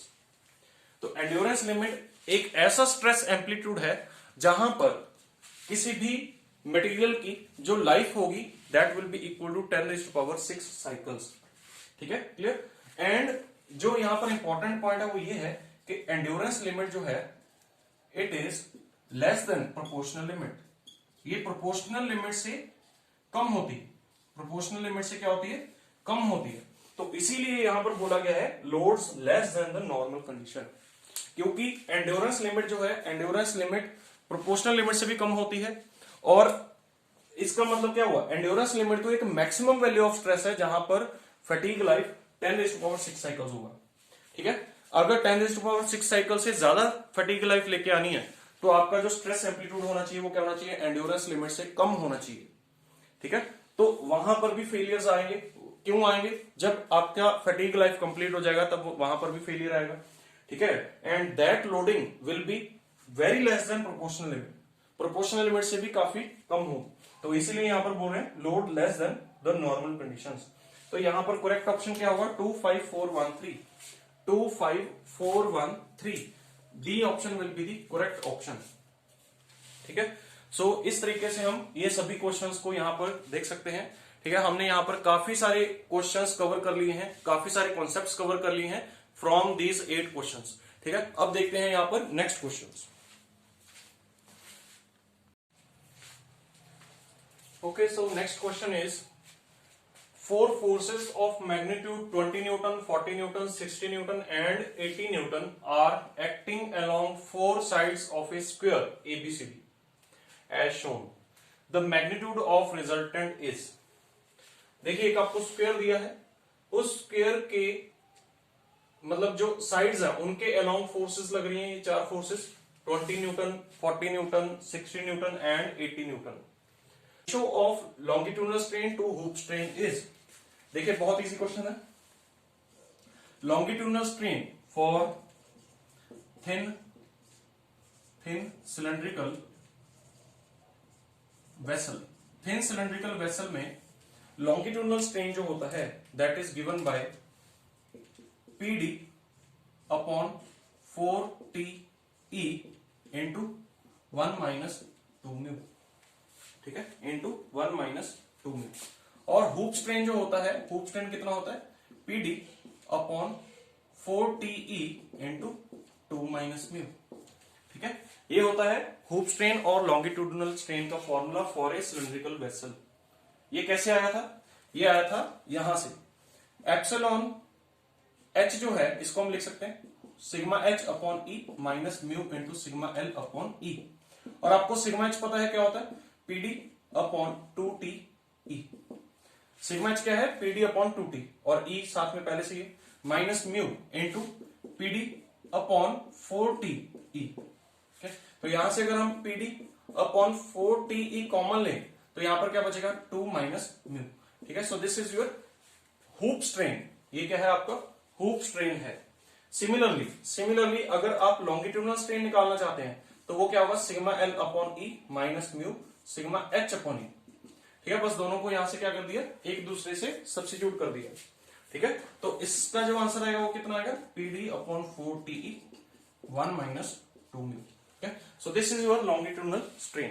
ठीक है, अब इनका रेशो आपसे पूछा गया है। अब रेशो में एक चीज जो आपको ध्यान में रखनी है, देखिए म्यू को 1 अपॉन m लिखा होता है, ये चीज आपको ध्यान रखनी है। पॉइजन्स रेशियो को 1 अपॉन m भी लिखा जाता है। ठीक है, क्लियर। सो अगर हम यहां पर epsilon L upon epsilon H निकालें तो क्या आएगा, 1 - 2 म्यू अपॉन 2 - म्यू। बट इसको हमें m में कन्वर्ट करना पड़ेगा, 1 - 2 upon m upon 2 - 1 upon m। ठीक है, सो m - 2 अपॉन 2m - 1। ठीक है, सो करेक्ट ऑप्शन कौन सा रहेगा, A option will be the correct option. ठीक है, तो हमें सिंपली क्या करना होता है, पॉइजन्स रेशियो को 1 अपॉन m पुट करना होता है। ठीक है, ओके। अब यहां पर एक चीज और जो पूछी जाती है एग्जाम्स में, दैट इज वेरी इंपॉर्टेंट, वो क्या है, आपसे पूछा जाता है वॉल्यूमेट्रिक स्ट्रेन। और वॉल्यूमेट्रिक स्ट्रेन सिलिंड्रिकल वेसल के लिए जो होता है that is double of hoop strain plus longitudinal strain. तो double of PD upon 4TE 2 - mu plus PD upon 4TE 1 - 2 mu.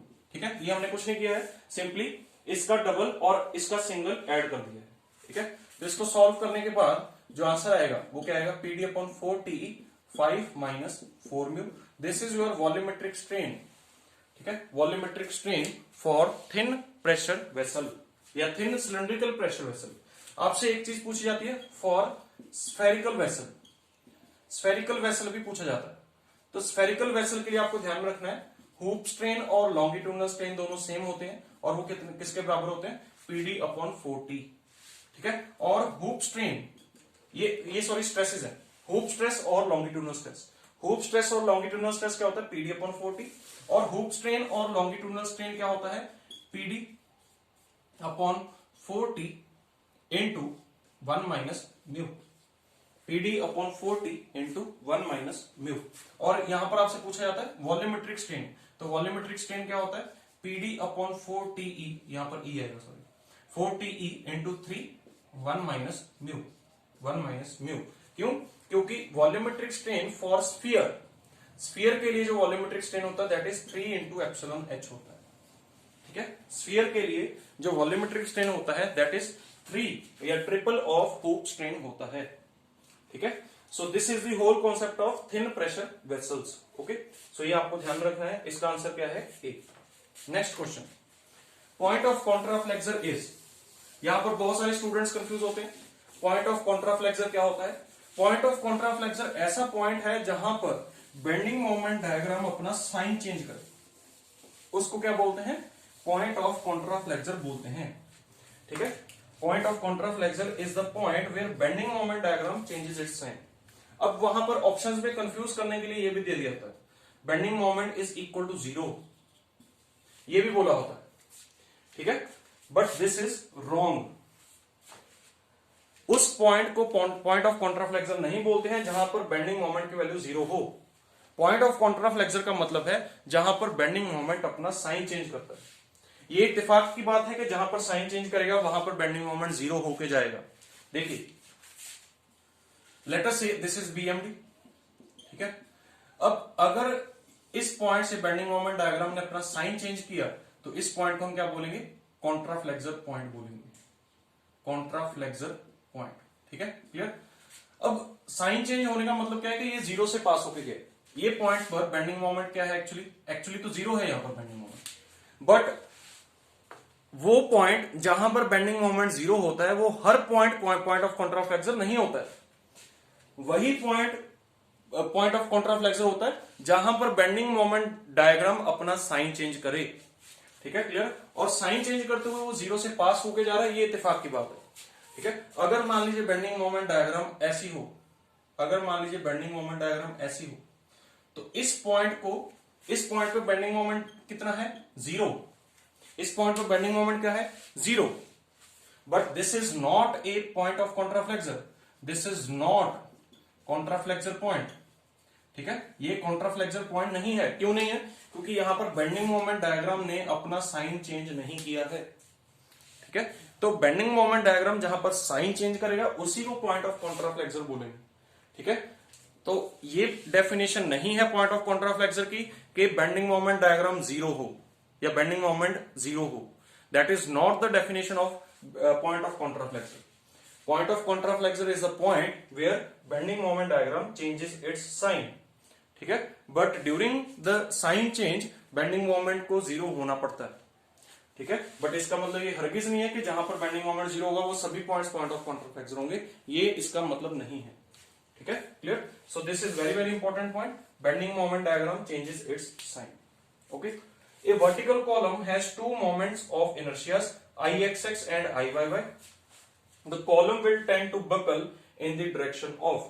ये हम अभी डिस्कस करके हटे हैं जब हमने कॉलम्स के बारे में पढ़ा था।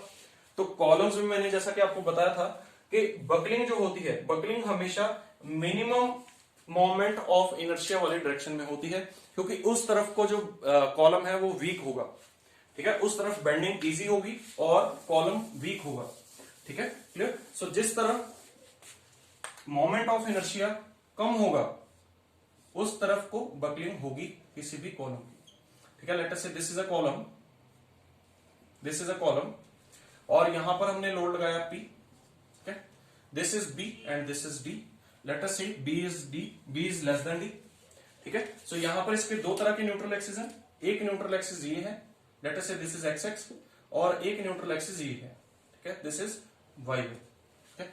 तो Ixx जो होगा, Ixx will be equal to BD cube by 12, और Iyy क्या होगा, Iyy will be equal to DB cube by 12, और इनमें से छोटे वाला कौन सा है, ये मिनिमम है, ठीक है, दिस इज मिनिमम। तो एक्चुअली जो इसकी बकलिंग पहले होगी, बकलिंग कैसे होगी, पहले बकलिंग पहले इस तरफ को होगी या फिर इस तरफ को होगी, ठीक है, ना कि इस तरफ को होगी। इस तरफ को बकलिंग नहीं होगी पहले, ना ही उस तरफ होगी। बकलिंग पहले किस तरफ होगी, या इस तरफ या इस तरफ, ठीक है। सो जो मिनिमम मोमेंट ऑफ इनर्शिया है उसकी डायरेक्शन में बकलिंग पहले होगी। So this is your correct answer. और बकलिंग लोड का फॉर्मूला क्या होता है, buckling load is equal to n square pi square E I min upon L effective का स्क्वायर। यहां पर n क्या है, number of buckling loops, E क्या है, Young's modulus of elasticity, I min is the area moment of inertia जो कि minimum है, ठीक है, area of moment of inertia of the cross section of the column जो मिनिमम हो। इनमें से मिनिमम कौन सा है, आई वाई वाई, तो आई वाई वाई को यहां पर आई मीन की जगह पर पुट करेंगे। And L effective is the effective length, और ये किस पर डिपेंड करता है, एंड कंडीशंस पर डिपेंड करेगा कि किस तरह की सपोर्ट्स लगाई हुई हैं कॉलम पर, ठीक है, क्लियर। और आई मीन जो होता है, आई मीन को आप इस तरीके से भी लिख सकते हैं, ए इंटू के का स्क्वायर, ठीक है, या ए इंटू के मिन का स्क्वायर। ए क्या है यहां पर, एसी लिख लीजिए, AC area of cross section, area of cross section into के मिन is the radius of gyration, ठीक है। सो के मिन is the radius of gyration. कई बार आपसे ये भी पूछ लेते हैं कि कॉलम का के मिन क्या होगा, कॉलम का के मिन क्या होगा, आई min upon area of cross section, ठीक है। This will be your minimum radius of gyration, ठीक है। सो इसके साथ हमारे ये टोटल यहां पर अभी 17 क्वेश्चंस कंप्लीट हो चुके हैं, ठीक है, क्लियर। अब देखते हैं यहां पर नेक्स्ट क्वेश्चंस। तो आपको बताना है कि इन फोर्सेस का रिजल्टेंट क्या होगा। It is very easy question. Resultant जब भी निकालते हैं तो हम क्या करते हैं, सिंपली सबसे पहले देख लीजिए नेट हॉरिजॉन्टल फोर्स कितनी है। नेट हॉरिजॉन्टल फोर्स क्या है, यहां पर नेट हॉरिजॉन्टल फोर्स क्या है, देखिए इट इज 60 न्यूटन और 20 न्यूटन, दो हॉरिजॉन्टल फोर्सेस हैं, एक इस तरफ है और एक इस तरफ है, ठीक है। तो इस फोर्स को अगर नेगेटिव माने और इसको पॉजिटिव माने, मतलब हमने इस डायरेक्शन को क्या माना है, पॉजिटिव, और इस डायरेक्शन को क्या माना है, नेगेटिव माना है, ठीक है। तो ये क्या आएगा, -40 न्यूटन। तो इसका मतलब ये बोल सकते हैं कि जो नेट हॉरिजॉन्टल फोर्स लगेगी, नेट हॉरिजॉन्टल फोर्स किस तरफ लगेगी, इस तरफ लगेगी, और 40 न्यूटन की होगी, ठीक है। So this is your F H, ठीक है, एफ एच बोल सकते हैं इसको, हॉरिजॉन्टल फोर्स, ठीक है। उसके बाद अगर हम वर्टिकल फोर्स देखें तो वर्टिकल फोर्स क्या है, F V is 40 upward positive मान लेते हैं और 80 डाउनवर्ड नेगेटिव मान लेते हैं, ठीक है। तो ये क्या आएगा, -40 न्यूटन। माइनस का क्या मतलब है कि नेट वर्टिकल फोर्स जो आ रही है वो कैसी आ रही है, डाउनवर्ड आ रही है और 40 न्यूटन की आ रही है। तो अब अगर हम यहां पर दोनों फोर्सेस का रिजल्टेंट निकालना चाहते हैं, वर्टिकल फोर्स और हॉरिजॉन्टल फोर्स का, देखिए हॉरिजॉन्टल फोर्स इस डायरेक्शन में लग रही है, वर्टिकल फोर्स डाउनवर्ड डायरेक्शन में लग रही है, ये भी 40 न्यूटन की है और ये भी 40 न्यूटन की है। तो इनका हमें रिजल्टेंट निकालना है, आर। तो आर क्या होगा, जैसा कि मैंने आपको बताया था कि रिजल्टेंट इज इक्वल टू, दो फोर्सेस का रिजल्टेंट क्या होता है, F1 square plus F2 square plus 2F1 F2 cos theta. अब यहां पर थीटा क्या है, थीटा क्या है, 90 डिग्री, ठीक है, क्योंकि हॉरिजॉन्टल और वर्टिकल में जो एंगल होता है दैट इज 90 डिग्री। तो F X square plus F V square plus 0, cos 90 is 0, ठीक है। सो इसको लिख सकते हैं 40 का स्क्वायर प्लस 40 का स्क्वायर, और you can see 40√2 newton is the correct answer, ठीक है। So A option is correct answer. हमने कुछ भी नहीं किया है, सिंपली नेट हॉरिजॉन्टल फोर्स निकाली, नेट वर्टिकल फोर्स निकाली, दोनों का रिजल्टेंट निकाल दिया, ठीक है। That will be the net resultant of all these forces, ठीक है, क्लियर। सो इस तरीके से हम इस क्वेश्चन को सॉल्व कर सकते हैं। ओके, देखते हैं नेक्स्ट क्वेश्चन।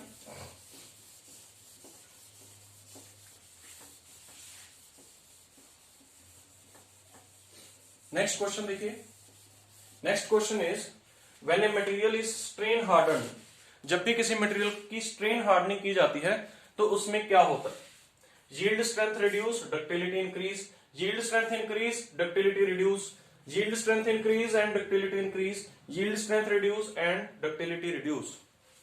देखिए किसी भी मटेरियल में जब स्ट्रेन हार्डनिंग होती है, सबसे पहले स्ट्रेन हार्डनिंग कहां पर होती है, देखिए for example this is the stress strain diagram, stress strain diagram, ठीक है। सो दिस रीजन डी से लेके ई तक का रीजन जो है, this region is called strain hardening region. देखिए स्ट्रेन हार्डनिंग में एक्चुअली क्या होता है, डी से पहले क्या हुई, प्लास्टिक डिफॉर्मेशन हुई, और प्लास्टिक डिफॉर्मेशन जब हो रही है तो एक मोमेंट ऐसा आता है कि उससे ज्यादा प्लास्टिक डिफॉर्मेशन अगर आपको करनी है तब आपको स्ट्रेस की वैल्यू और बढ़ानी पड़ेगी। समझ आया? ठीक है। देखिए जब हम सी से डी जा रहे हैं, सी से डी जब जा रहे हैं तो ऑलमोस्ट कांस्टेंट स्ट्रेस की वैल्यू के ऊपर स्ट्रेन बढ़ते जा रहा है, इसको बोलते हैं प्लास्टिक डिफॉर्मेशन। ठीक है। और जैसे ही हम डी पॉइंट पर पहुंचे तो अब आगे कांस्टेंट स्ट्रेस के ऊपर प्लास्टिक डिफॉर्मेशन करना पॉसिबल नहीं है, तो उसके लिए फिर हमें क्या करना पड़ेगा, स्ट्रेस की वैल्यू और बढ़ानी पड़ेगी, या फिर आप ये बोल सकते हो लोड और बढ़ाना पड़ेगा। लोड और बढ़ाने से फिर दोबारा स्ट्रेन आएगा। ठीक है, क्लियर? तो ऐसा क्यों हो रहा है? ऐसा इसलिए हो रहा है क्योंकि मटेरियल में इस पॉइंट के बाद क्या हो जाती है, स्ट्रेन हार्डनिंग हो जाती है। मतलब hardening due to strain, hardening due to strain. और ये क्यों होता है? देखिए प्लास्टिक डिफॉर्मेशन जब होती है तो प्लास्टिक डिफॉर्मेशन की वजह से काफी सारी डीलोकलाइजेशन होती है ऑफ द जो भी ग्रेन्स हैं या जो भी मॉलिक्यूल्स हैं ऑफ द मटेरियल। ठीक है, जो भी मॉलिक्यूल्स हैं मटेरियल के, उनके बीच में काफी ज्यादा क्या होती है, वहां पर मतलब डिस्टॉर्शंस हो जाती है। उसकी वजह से क्या होता है, वो जो डिस्टॉर्शंस हैं वो डिस्टॉर्शंस अब रेजिस्ट करती हैं फर्दर डिफॉर्मेशन को। वही डिस्टॉर्शंस जो वहां पर हुई हैं वो क्या करती हैं, रेजिस्ट करती हैं फर्दर डिफॉर्मेशन को। क्यों? Because they are acting as a crystal defects. जब भी कहीं पर क्रिस्टल डिफेक्ट आता है तो वहां पर डिसलोकेशंस या डिफॉर्मेशंस को रेजिस्टेंस मिलती है। ठीक है, तो प्लास्टिक डिफॉर्मेशन में क्या होता है, प्लास्टिक डिफॉर्मेशन में काफी मतलब जो डिसलोकेशंस होने की वजह से या आप ये बोल सकते हैं डिस्टॉर्शंस होने की वजह से वहां पर क्रिस्टल डिफेक्ट्स क्रिएट हो जाते हैं और क्रिस्टल स्ट्रक्चर में चेंजेस आ जाते हैं। क्रिस्टल स्ट्रक्चर में चेंजेस आने की वजह से वहां पर मटेरियल फर्दर डिफॉर्मेशन को क्या करता है, रेजिस्ट करता है, और उसी को हम क्या बोलते हैं, स्ट्रेन हार्डनिंग बोलते हैं। ठीक है, तो स्ट्रेन हार्डनिंग होने की वजह से क्या होता है, स्ट्रेन हार्डनिंग होने की वजह से डक्टिलिटी जो है वो क्या हो जाती है, रिड्यूस हो जाती है। डक्टिलिटी क्या हो जाती है, रिड्यूस हो जाती है, और जो यील्ड स्ट्रेंथ है, यील्ड स्ट्रेंथ इंक्रीज कर जाती है। क्योंकि स्ट्रेन हार्डनिंग होगी, हार्डनिंग हो गई है मटेरियल की, तो अब क्या होगा, उसमें प्लास्टिक डिफॉर्मेशन करना डिफिकल्ट होगा। तो प्लास्टिक डिफॉर्मेशन करना अगर डिफिकल्ट होगा तो यील्ड स्ट्रेंथ क्या हो जाएगी, उसकी इंक्रीज हो जाएगी।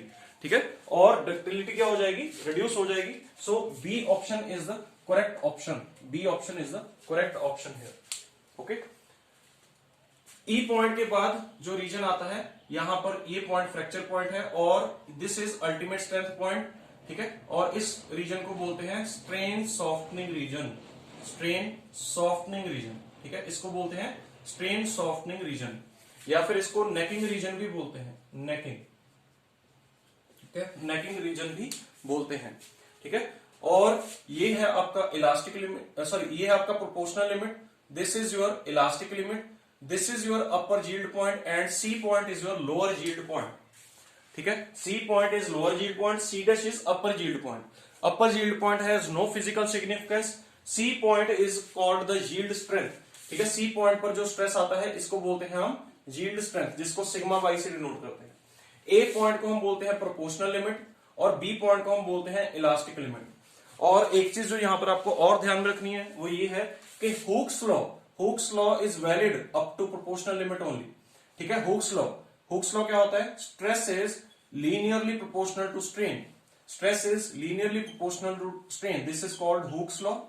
ये हुक्स लॉ होता है, और ये कहां तक वैलिड होता है, valid only up to proportional limit, proportional limit तक ही वैलिड होता है। बहुत सारे स्टूडेंट्स यहां पर इस चीज के लिए कंफ्यूज रहते हैं कि Hooke's law valid proportional limit तक वैलिड होगा या फिर इलास्टिक लिमिट तक वैलिड होगा। देखिए क्या होता है, प्रोपोर्शनल लिमिट तक जो स्ट्रेस और स्ट्रेन का वेरिएशन है वो लीनियर रहता है, बट प्रोपोर्शनल लिमिट से जैसे ऊपर जाते हैं तो वहां पर जो स्ट्रेस और स्ट्रेन का वेरिएशन है उसमें हल्का सा क्या हो जाता है, मतलब लीनियर रिलेशन क्या हो जाता है, डिस्टर्ब हो जाता है। जिसकी वजह से हुक्स लॉ यहां पर वैलिड नहीं रहता है। Between proportional limit and elastic limit hooks law valid नहीं रहता है। जनरली क्या होता है, जो डक्टाइल मटेरियल्स हैं, जैसे कि माइल्ड स्टील की बात करते हैं, तो माइल्ड स्टील में क्या होता है, जो प्रोपोर्शनल लिमिट है और इलास्टिक लिमिट है, दे ऑलमोस्ट कोइंसाइड, ठीक है, ऑलमोस्ट कोइंसाइड करते हैं वहां पर, ठीक है। तो इसलिए कई बार जब हम क्वेश्चंस सॉल्व करते हैं तो हम इलास्टिक लिमिट तक हुक्स लॉ को वैलिड मानते हैं। बट आपको एक चीज ध्यान में रखनी है, अगर क्वेश्चन आता है कि Hooke's law valid up to, तो आपने आंसर देना है प्रोपोर्शनल लिमिट। प्रोपोर्शनल लिमिट तक ही वैलिड होता है हुक्स लॉ, ठीक है। So this is very very important point, okay. और एक चीज जो मैंने और बताई थी यहां पर, फ्रैक्चर पॉइंट तक जो area under stress strain diagram होगा, that will be called the modulus of toughness, okay. Next thing, अब देखते हैं next question. Next question is related to friction, ठीक है। नेक्स्ट क्वेश्चन फ्रिक्शन से रिलेटेड है, देखते हैं क्या कह रहा है क्वेश्चन में। Which of the following statement is true, आपने बताना है कि कौन सी स्टेटमेंट्स ट्रू है। Static friction occurs due to surface roughness, क्या स्टैटिक फ्रिक्शन सरफेस रफनेस की वजह से होती है? Yes, it occurs due to surface roughness. एक चीज जो आपको ध्यान में रखनी है, जो स्टैटिक फ्रिक्शन है, स्टैटिक फ्रिक्शन सरफेस रफनेस की वजह से होती है, सरफेस रफनेस की वजह से होती है, ठीक है। और काइनेटिक फ्रिक्शन जो होती है, काइनेटिक फ्रिक्शन जो होती है, it is due to chemical bonding, chemical bonding की वजह से होती है, ठीक है। Kinetic friction does not occur due to surface roughness, kinetic friction chemical bonding की वजह से होती है, स्टैटिक फ्रिक्शन जो है वो सरफेस रफनेस की वजह से होती है। तो ये दोनों पॉइंट्स आपको ध्यान में रखने हैं। Friction force is not A pseudo force, this is a wrong statement, wrong statement. Friction force pseudo force है एक्चुअली, ठीक है। सो ये स्टेटमेंट रॉन्ग है, आपने ध्यान में रखना है। फ्रिक्शन फोर्स को सूडो फोर्स बोलते हैं, ठीक है। So this is very important force. Pseudo force इसलिए बोलते हैं because it is not a fundamental force, fundamental force नहीं है ये, ठीक है, ये एक सूडो फोर्स है, ठीक है। So this statement is wrong. Coulomb's friction is fluid friction, this statement is again wrong. Coulomb's friction fluid friction नहीं होता है, कूलम्स फ्रिक्शन जो होता है, कूलम्स फ्रिक्शन ड्राई फ्रिक्शन को बोलते हैं, ठीक है। This is very very important point, ठीक है। फ्रिक्शन के रिगार्डिंग कूलम्स फ्रिक्शन जो होता है वो ड्राई फ्रिक्शन होता है, ठीक है। So this is also wrong point, ठीक है। Force of friction is independent of area of contact, this is true statement, ठीक है। जो फोर्स ऑफ फ्रिक्शन होती है, it is always independent of area of contact, ठीक है। जैसा कि आप देखिए फ्रिक्शन फोर्स लिखते हैं, तो फ्रिक्शन फोर्स को कैसे लिखते हैं? Ff is equal to mu into R N होता है, ठीक है, म्यू इंटू आर एन होता है। तो यहां पर आप देख सकते हैं कि it is independent of area, ठीक है। ये सिर्फ किस पर डिपेंड करता है? नॉर्मल रिएक्शन पर और कोएफिशिएंट ऑफ फ्रिक्शन के ऊपर, ठीक है। सो इनमें से करेक्ट ऑप्शन कौन सा होगा? 1 और 4, ठीक है। तो ये चीज आपको ध्यान में रखनी है। देखिए, ये जो force of friction is independent of area of contact, ये जो स्टेटमेंट है, it is one of the laws related to friction. ये फ्रिक्शन का एक लॉ है। फ्रिक्शन के 3 लॉज हैं, ठीक है, फ्रिक्शन के 3 लॉज हैं। पहला लॉ क्या बोलता है कि जो फ्रिक्शन फोर्स है, it is independent of area of contact. दूसरा लॉ क्या बोलता है कि फ्रिक्शन फोर्स जो है, it is directly proportional to the normal reaction, ठीक है, directly proportional to the normal reaction. Friction force जो होता है, it is directly proportional to normal reaction. This is the second law of friction. ये क्या है? फर्स्ट लॉ ऑफ फ्रिक्शन, ठीक है। Force of friction is independent of area of contact, ठीक है। और एक थर्ड लॉ है, थर्ड लॉ ये है कि for small velocities, for small relative velocities, अगर रिलेटिव वेलोसिटीज बहुत कम है, ठीक है, then in that case the friction force is almost absent. Clear? जब रिलेटिव वेलोसिटीज 0 होती हैं या रिलेटिव वेलोसिटी बहुत छोटी होती है, तो वहां पर फ्रिक्शन फोर्स जो है, इट इज ऑलमोस्ट एब्सेंट, ठीक है। तो ये थर्ड लॉ है फ्रिक्शन का, ठीक है। तो 3 लॉज आपको ध्यान में रखने हैं। Force of friction is independent of area of contact, force of friction is directly proportional to the normal reaction, and for small relative velocities friction force is almost absent, ठीक है। सो ये आपके लॉज हैं, ठीक है, जो कि आपको ध्यान में रखने हैं। और 11th क्वेश्चन के लिए जो करेक्ट आंसर है, दैट इज बी ऑप्शन, ठीक है। Okay, next question is match the following. आपको क्या करना है यहां पर? आपको सॉलिड्स दिए हुए हैं, उन सॉलिड्स के मोमेंट ऑफ इनर्शिया जो पोलर एक्सिस के अबाउट है उनके साथ उसको मैच करना है। ठीक है, तो देखिए स्फीयर, अगर स्फीयर की बात करें ऑफ रेडियस आर, देखिए यहां पर दो तरह के स्फीयर्स दिए हुए हैं, एक स्फेरिकल शेल दिया हुआ है, एक स्फीयर दिया हुआ है। जब सिंपली स्फीयर लिखा हो तो इसका मतलब वो सॉलिड स्फीयर है। ठीक है, तो solid sphere of radius R, अगर solid sphere of radius R हो तो उसके लिए जो करेक्ट ऑप्शन होगा that is 2/5 of M R square. ठीक है, तो third option is correct for solid sphere. Circular ring की जब हम बात करते हैं उसके लिए जो इनर्शिया होता है पोलर के about that is M R square. ठीक है, सर्कुलर डिस्क के लिए क्या होता है, सर्कुलर डिस्क के लिए होता है M R square by 2, so fourth point is correct. ठीक है, और स्फेरिकल शेल के लिए क्या होता है 2/3 एम आर स्क्वायर। ठीक है, सो ये सभी आपको मोमेंट ऑफ इनर्शिया याद रखने। ठीक है, इन सभी सॉलिड्स के।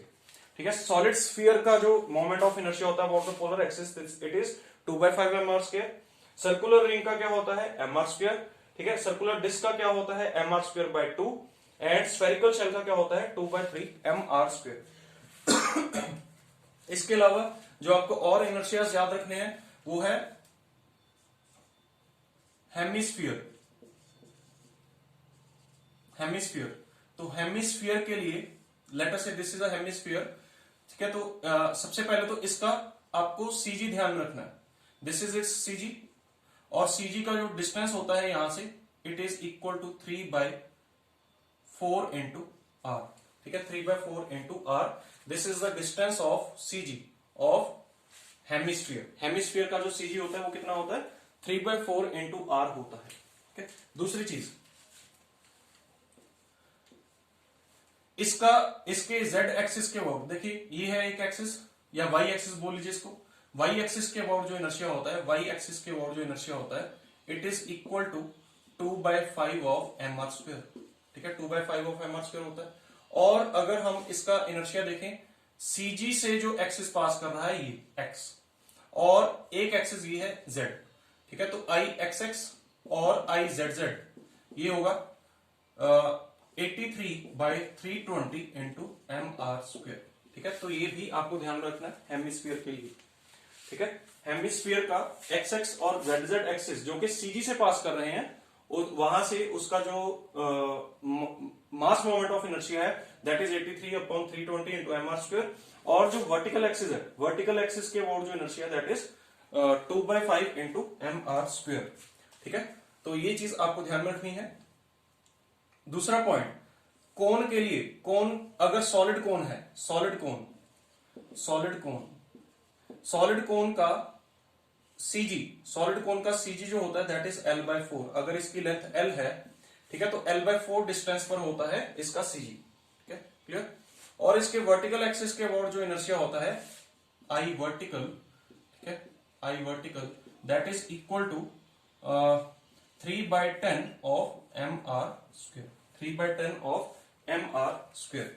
ठीक है, तो ये भी आपको ध्यान रखना है। अगर हॉलो कोन की बात करें तो हॉलो कोन के लिए यही डिस्टेंस, हॉलो कोन के लिए यही डिस्टेंस जो होता है इट इज l/3, तो l/3 होता है हॉलो कोन के लिए। ठीक है, तो ये भी आपको ध्यान में रखना है। ठीक है, इसके अलावा जो सबसे बेसिक फॉर्मूला है रॉड का, ठीक है, रॉड के लिए पूछते हैं, late us say this is the rod. ठीक है, रॉड के लिए अगर मास m है और लेंथ l है तो उसके सीजी के अबाउट जो इनर्शिया होगा it is equal to ml²/12। ठीक है, तो ये भी आपको ध्यान में रखना है ml²/12। ओके, और यहां पर parallel axis theorem, I parallel क्या होता है equal to I CG plus area into Y bar का स्क्वायर। ये आपको याद रखना है, ये this is parallel axis theorem, parallel axis theorem. ठीक है, ये पैरेलल एक्सिस थ्योरम है। अगर आपको सीजी एक्सिस के और late us say this is the CG axis, और सीजी के एक बिल्कुल पैरेलल एक्सिस है। ठीक है, दिस इज पैरेलल एक्सिस, और पैरेलल एक्सिस का डिस्टेंस दिया है सीजी से वाई बार। ठीक है, तो अगर आपको पैरेलल एक्सिस के अबाउट इनर्शिया निकालना है किसी भी बॉडी का तो आप सीजी से निकाल सकते हैं, आई सीजी प्लस ए इंटू वाई बार का स्क्वायर। ये एरिया मोमेंट ऑफ इनर्शिया के लिए है। अगर आपको मास मोमेंट ऑफ इनर्शिया निकालना है तो मास मोमेंट ऑफ इनर्शिया में मास से मल्टीप्लाई करेंगे यहाँ पे।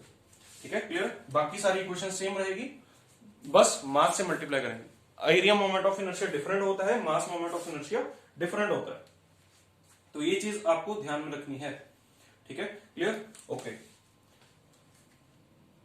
एक चीज और जो आपको ध्यान रखनी है, मास मोमेंट ऑफ इनर्शिया का, मास मोमेंट ऑफ इनर्शिया का जो यूनिट होता है, SI unit of mass moment of inertia is kilogram metre square, ठीक है। और एरिया मोमेंट ऑफ इनर्शिया का यूनिट क्या होता है, मीटर की पावर 4, ठीक है। अगर ये मास moment of inertia, this is mass, this is area, ठीक है। एरिया मोमेंट ऑफ इनर्शिया का यूनिट क्या होगा, मीटर की पावर 4, और मास मोमेंट ऑफ इनर्शिया का यूनिट क्या होगा, किलोग्राम मीटर स्क्वायर, ठीक है। सो ये सभी चीजें आपको ध्यान में रखनी है, ठीक है, बहुत बहुत इंपॉर्टेंट है। नेक्स्ट थिंग इज, एक और चीज पूछते हैं, रेडियस ऑफ गायरेशन। ये सब चीजें हमने बहुत अच्छे से हमारे लेक्चर्स में डिस्कस की हुई हैं, सभी चीजें जितने भी यहां पर बता रहा हूं, ये बहुत कम है, इससे बहुत ज्यादा चीजें हमने लेक्चर्स में डिस्कस की हुई हैं, ठीक है। तो आप लेक्चर्स में देख सकते हैं, वहां पर आपको और भी बहुत सारी नॉलेज वहां पर मिलेगी, ठीक है। सो देखिए, एक यहां पर रेडियस ऑफ गायरेशन की बात कर लेते हैं, रेडियस ऑफ गायरेशन, ठीक है। रेडियस ऑफ गायरेशन को के से रिप्रेजेंट करते हैं, and it is equal to I upon A, ठीक है, आई अपॉन ए, और क्या लिख सकते हैं, आई अपॉन एम, ठीक है, आई अपॉन एम। देखिए, अगर एरिया मोमेंट ऑफ इनर्शिया दिया है, तो एरिया मोमेंट ऑफ इनर्शिया में, एरिया मोमेंट ऑफ इनर्शिया को एरिया से डिवाइड करके उसका अंडर रूट कर देंगे, वो क्या बन जाएगा आपके पास, रेडियस ऑफ गायरेशन। अगर मास मोमेंट ऑफ इनर्शिया दिया है, ठीक है, तो उसको मास से डिवाइड करके उसका अंडर रूट कर देंगे, तब आपके पास क्या आ जाएगा, रेडियस ऑफ गायरेशन आ जाएगा, ठीक है। और radius of gyration different axis के अबाउट डिफरेंट रहेगा, तो इसलिए यहां पर वही इनर्शिया यूज करेंगे जिस एक्सिस के अबाउट आपको रेडियस ऑफ गायरेशन निकालना है, okay. So these are all the important points regarding the moment of inertia, ठीक है, ओके। नेक्स्ट थिंग इज, अच्छा, यहां पर हमने, जैसा कि हमने हेमिस्फीयर का सेंट्रोइड देखा या सीजी देखा, कोन का सीजी देखा, वैसे ही आपसे सेमी सर्कल का सीजी पूछते हैं, सेमी सर्कल का सेंट्रोइड, ठीक है, semi circle, this is a semi circle, very very important, semi circle के लिए बहुत बार पूछा गया है, ठीक है। It is, this distance is 4r upon 3 पाई, ठीक है। r क्या है यहां पर, रेडियस, ठीक है, सेमी सर्कल का रेडियस, तो 4r upon 3 pi is the centroid of the semi circle, ठीक है। अगर आपसे पूछा जाए क्वार्टर सर्कल का, तो क्वार्टर सर्कल का भी सेम फॉर्मूला है, ठीक है, this distance is 4r upon 3 पाई, ठीक है, this is centroid, centroid of the semi circle and centroid of the quarter circle. तो ये भी पूछा जाता है एग्जाम में, it is very very important, okay. Next thing, 4r upon 3 पाई, ठीक है, बहुत बार पूछा गया है एग्जाम में। Next thing is question number 13, in 1 second a particle goes from A to B moving in a semicircle, the magnitude of average velocity is, यहां पर diagram बनाना मैं भूल गया, डायग्राम इस तरीके से कुछ, ठीक है, this point is A, this point is B, and इसका रेडियस इज 1 मीटर, ठीक है, रेडियस जो है वो कितना है, 1 मीटर है, ठीक है। तो आपसे पूछा है कि इसमें मैग्नीट्यूड ऑफ एवरेज वेलोसिटी क्या होगा, ठीक है। Particle moves from A to B in semicircle, semicircle में गया है ए टू बी, ठीक है। तो आपसे मैग्नीट्यूड ऑफ एवरेज वेलोसिटी पूछिए। आपको जो एक सिंपल सा पॉइंट ध्यान में रखना है, जो कि मैंने बहुत इनिशियल लेक्चर्स में बताया था, ठीक है, जब हमने बेसिक कॉन्सेप्ट्स पढ़े थे, तो बेसिक कॉन्सेप्ट्स में हमने वेलोसिटी के बारे में डिस्कस किया था। Velocity is rate of change of displacement, ठीक है, दिस इज इंपॉर्टेंट पॉइंट, ठीक है। Displacement per unit time is called velocity, ठीक है, displacement per unit time is called velocity, ठीक है। सो आपको सेमी सर्कल में पाथ से मतलब नहीं है, जब आप डिस्प्लेसमेंट की बात करते हैं तो कोई पाथ से मतलब नहीं है, आपको सिंपली शॉर्टेस्ट डिस्टेंस देखना होगा, ठीक है। तो अगर आपसे यहां पर वेलोसिटी पूछी है, तो ए से बी शॉर्टेस्ट डिस्टेंस आपने कितना ट्रेवल किया है, 2 मीटर, और कितने टाइम में, देखिए 1 सेकेंड लिखा है, 1 सेकेंड में आपने 2 मीटर डिस्प्लेसमेंट ट्रेवल कर ली है, तो इसका मतलब क्या है, आपकी वेलोसिटी कितनी है, 2 मीटर पर second is the correct answer. Clear? ठीक है, तो इस तरीके से हम इस क्वेश्चन को डील कर सकते हैं। ठीक है, आपको सिंपली ये चीज ध्यान में रखनी है कि जब आप वेलोसिटी की बात करते हैं तो वेलोसिटी इज वेक्टर क्वांटिटी, और वेक्टर क्वांटिटी में पाथ मायने नहीं रखता है, वेक्टर क्वांटिटी में सिर्फ डायरेक्शन मायने रखती है। आप ए से बी किस तरफ इस तरीके से आए हैं। ठीक है, so this is the shortest path travelled by the particle. Okay, next question. Next question is, देखिए this is very very important question, बहुत अच्छा क्वेश्चन है। PL cube upon 3EI is the deflection under the load P of a cantilever beam। एक cantilever beam है, उसमें एक point पर load लग रहा है P। ठीक है, तो उस P पॉइंट पे जहां पर लोड लग रहा है उस पॉइंट की डिफ्लेक्शन जो है that is PL cube upon 3EI। तो आपसे पूछा है कि strain energy due to bending कितनी होगी। ठीक है, क्लियर? देखिए बहुत सिंपल है, आपको कैस्टिग्लियानोस थ्योरम अगर पता है तो आप ये क्वेश्चन को कर सकते हैं। कैस्टिग्लियानोस थ्योरम, कैस्टिग्लियानोस थ्योरम क्या बोलता है कि deflection in beam at a point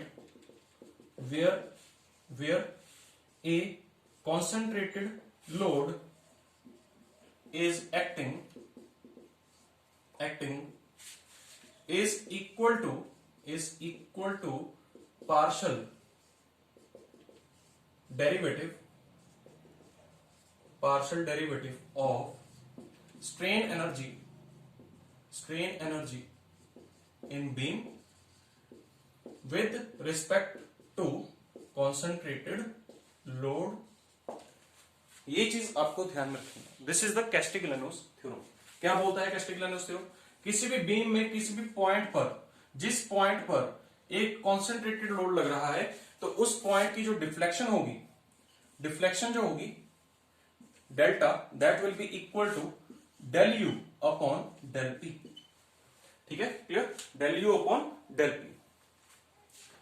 U क्या है? स्ट्रेन एनर्जी, ठीक है, ड्यू टू लोडिंग, और P क्या है? वो पॉइंट लोड या कॉन्सेंट्रेटेड लोड। और ये डिफ्लेक्शन कहां पर आएगी? ये डिफ्लेक्शन आएगी उस पॉइंट पर जहां पर कॉन्सेंट्रेटेड लोड लग रहा है। कैस्टिग्लियानोस थ्योरम का ये एक लिमिटेशन है कि कैस्टिग्लियानोस थ्योरम उसी पॉइंट का डिफ्लेक्शन देता है जिस पॉइंट पर कॉन्सेंट्रेटेड लोड लग रहा है। ठीक है, क्लियर? अगर आपको मान लीजिए यहां पर कॉन्सेंट्रेटेड, यहां पर आपको डिफ्लेक्शन कैलकुलेट करनी with the help of Castigliano's theorem, तो आपको क्या करना पड़ेगा? यहां पर एक सूडो लोड लगाना पड़ेगा। क्यों सूडो लोड लगाना पड़ेगा? क्यों सूडो लोड मतलब फेक लोड लगाना पड़ेगा, इमेजिनरी लोड लगाना पड़ेगा। ठीक है, अगर ये पॉइंट ए है, ये पॉइंट बी है, तो deflection at A will be equal to del U by del P. अगर डिफ्लेक्शन एट बी निकालना है तो वो क्या होगा? Del U by del Q होगा। और del U by del Q करने के बाद आप क्यू को जीरो भी पुट करेंगे क्योंकि क्यू एक्चुअली वहां पर लग ही नहीं रहा है। ठीक है, clear? So this is the concept of Castigliano's theorem, और इसी को यूज करके हम इस क्वेश्चन को सॉल्व करेंगे। अब हमें जो दिया है वो एक कैंटिलीवर बीम दिया है, कैंटिलीवर बीम में एक पॉइंट दिया है, उस पॉइंट पर लोड लग रहा है P। ठीक है, सो यहां पर आपको डिफ्लेक्शन गिवन है। डिफ्लेक्शन कितना गिवन है? PL cube upon 3EI equal to del U upon del P. लिख सकते हैं? बिल्कुल लिख सकते हैं। तो यहां से फिर u भी निकाल सकते हैं? बिल्कुल निकाल सकते हैं। u क्या होगा? u will be integration of PL cube upon 3EI into dp का इंटीग्रेशन, क्योंकि डेरिवेटिव अगर ये है तो उसका इंटीग्रेशन क्या होगा? इंटीग्रेशन u होगा। ठीक है, क्लियर? और यहां पर जो लिमिट्स हैं, लिमिट्स क्या डालेंगे? 0 टू p, 0 टू p। ऐसा क्यों? क्योंकि आपका वेरिएबल क्या है? p। ठीक है, जिसके रिस्पेक्ट में आपने डेरिवेटिव लिया था वो p है। ओके, सो इसको इंटीग्रेट करिए। इसको इंटीग्रेट करने के बाद क्या बनेगा?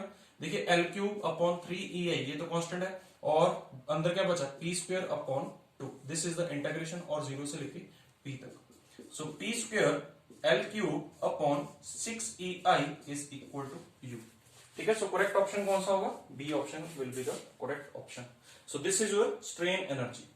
Okay, strain energy in bending. या आप स्ट्रेन एनर्जी का एक और फॉर्मूला भी यूज कर सकते हैं। स्ट्रेन एनर्जी इन बेंडिंग में स्ट्रेन एनर्जी जो होता है that is equal to mx² dx upon 2EI। और यहां पर लिमिट्स उस हिसाब से पुट करते हैं जिस हिसाब से बीम की लेंथ गिवन होती है। ठीक है, जिस स्पैन में आप स्ट्रेन एनर्जी कैलकुलेट करना चाहते हैं। ठीक है, क्लियर। तो जैसा कि अभी कैंटिलीवर बीम की बात चल रही थी, देखिए इस क्वेश्चन को आप एक दूसरे तरीके से भी कर सकते हैं। दूसरे तरीके से कैसे करेंगे? डिफ्लेक्शन आपको गिवन है उस पॉइंट पर जहां पर लोड P लग रहा है कैंटिलीवर बीम पे, और वहां पर डिफ्लेक्शन जो है वो PL³ अपॉन 3EI है। ठीक है, अब अगर आपने डिफ्लेक्शन चैप्टर पढ़ा होगा तो डिफ्लेक्शन चैप्टर में अगर एक कैंटिलीवर बीम में फ्री एंड पर पॉइंट लोड लगाएं तो जो फ्री एंड की डिफ्लेक्शन आती है वो डिफ्लेक्शन जो आती है वो कितनी होती है? Delta is equal to PL³ upon 3EI होती है। ठीक है, क्लियर। डिफ्लेक्शन जो होती है एट द फ्री एंड कितनी होती है? PL³ अपॉन 3EI होती है। तो इसका मतलब ये इस केस की बात कर रहा है कि कैंटिलीवर में फ्री एंड पे P लोड लग रहा है। ठीक है, तो अगर अब इसमें आपको स्ट्रेन एनर्जी कैलकुलेट करनी है तो एक तो मेथड हमने यहां पर कर लिया। अब दूसरा मेथड आप कैसे कर सकते हैं? स्ट्रेन एनर्जी का फॉर्मूला लगाइए। स्ट्रेन एनर्जी का फॉर्मूला यहां से x डिस्टेंस पर स्ट्रेन एनर्जी कैलकुलेट कर सकते हैं। So u in bending will be equal to, यहां पर x डिस्टेंस पर मोमेंट कितना होगा? px। ठीक है, px का स्क्वायर, ये क्या होगा आपका? mx। यहां पर मैं लिख देता हूं mx is equal to p into x। ठीक है, और मोमेंट कैसा है? देखिए क्लॉकवाइज मोमेंट है, और क्लॉकवाइज मोमेंट जब हम राइट से लेफ्ट जाते हैं तो कैसा लेते हैं? नेगेटिव लेते हैं। ठीक है, तो यहां पर माइनस भी आएगा अपॉन 2EI dx। इसको सॉल्व कर लीजिए। इसका स्क्वायर तो क्या हो गया? स्क्वायर जो है वो तो क्या हो गया? यहां पर प्लस हो गया माइनस से, सो p² अपॉन 2EI, और x स्क्वायर का जो इंटीग्रेशन होगा वो क्या होगा? x³ upon 3। और यहां पर लिमिट्स क्या है? देखिए x कहां से कहां तक चेंज हो रहा है? 0 से लेके l तक जा रहा है, सो 0 टू l। ठीक है, so p² L³ upon 6EI। ठीक है, सो इस तरीके से भी आप यहां पर स्ट्रेन एनर्जी कैलकुलेट कर सकते हैं। ओके, अब यहां पर अगर आपको डिफ्लेक्शन कैलकुलेट करना है तो डिफ्लेक्शन कैसे कैलकुलेट करेंगे? Del u by del p।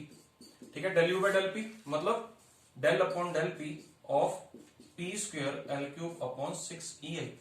ठीक है, सो p² का derivative with respect to p तो कितना आएगा? 2p L³ upon 6EI। ठीक है, सो इसको सॉल्व करके क्या आएगा आंसर? डिफ्लेक्शन जो आएगी वो कितनी आएगी? PL³ upon 3EI। ठीक है, क्लियर। तो हमें यहां पर स्ट्रेन एनर्जी पूछा गया है, तो strain energy is this. Okay,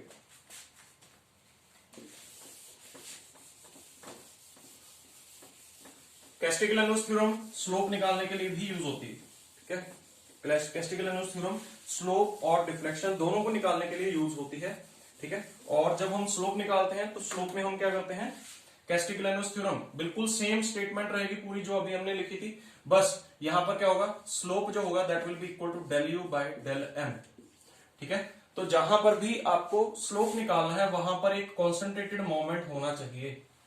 ठीक है, तभी आप वहां पर स्लोप निकाल सकते हैं बीम में। ठीक है, सो यहां पर अगर इसको स्टेटमेंट की फॉर्म में बोले तो क्या होगा? The slope at any point in the beam, ठीक है, the slope at any point in the beam is equal to, या the slope at any point in the beam where concentrated moment m is acting is given by the partial derivative of the strain energy with respect to the concentrated moment।